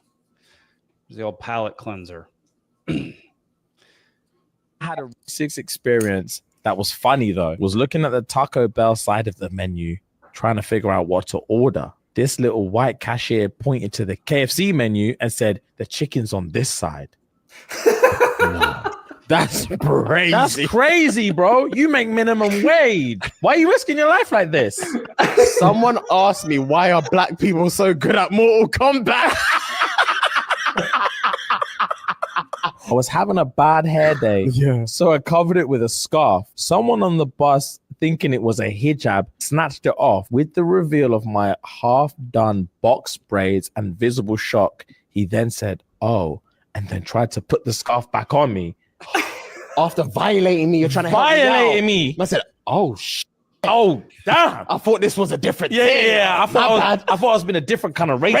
I lied. My bad. I'm trying to put it back. Have you ever had a? I've been getting a lot of their clips recently. They're pretty funny. Yeah. All right. Second. I think they're the couple that the one time they were talking about like sparkling water, and he's like, I can't drink it. It's like it tastes like static. And I was like, as soon as he said that, I like bubble water, but I was like, that feels accurate though. That is accurate. Yeah, you're not wrong. So this lady's trying to open the door, the automatic door in a grocery store for, I don't know, cheese. Trying to open an automatic door. Yeah. I love you, but what the hell is this? This doesn't work. This doesn't work.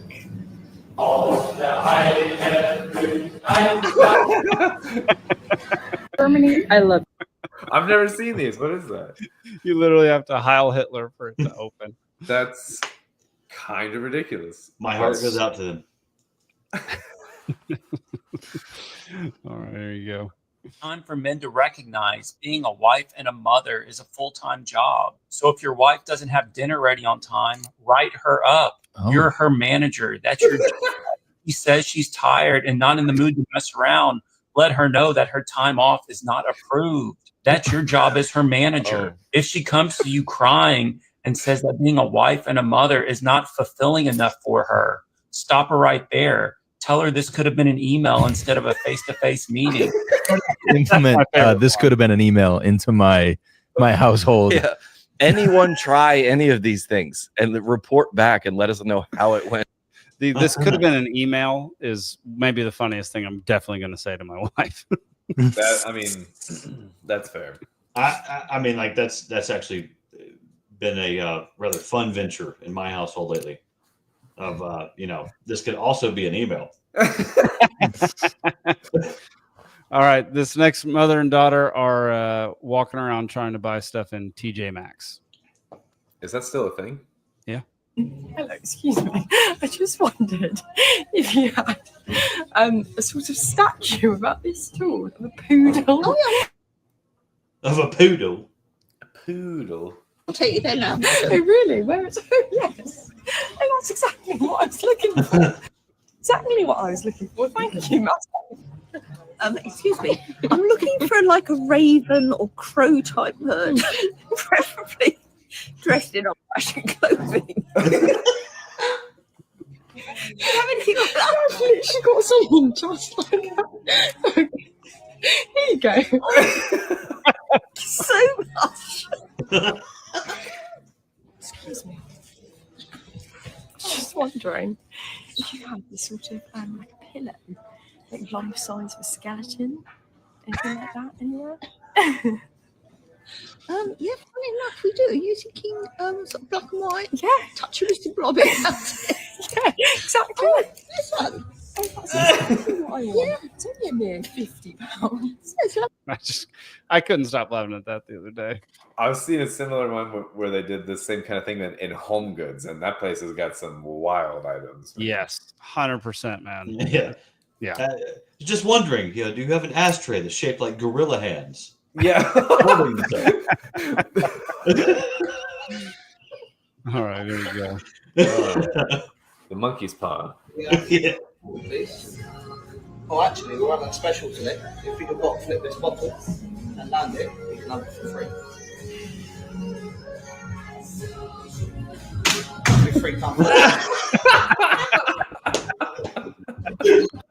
Yes.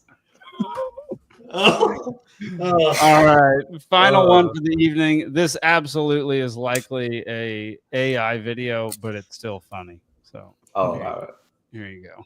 Advice for the younger generation?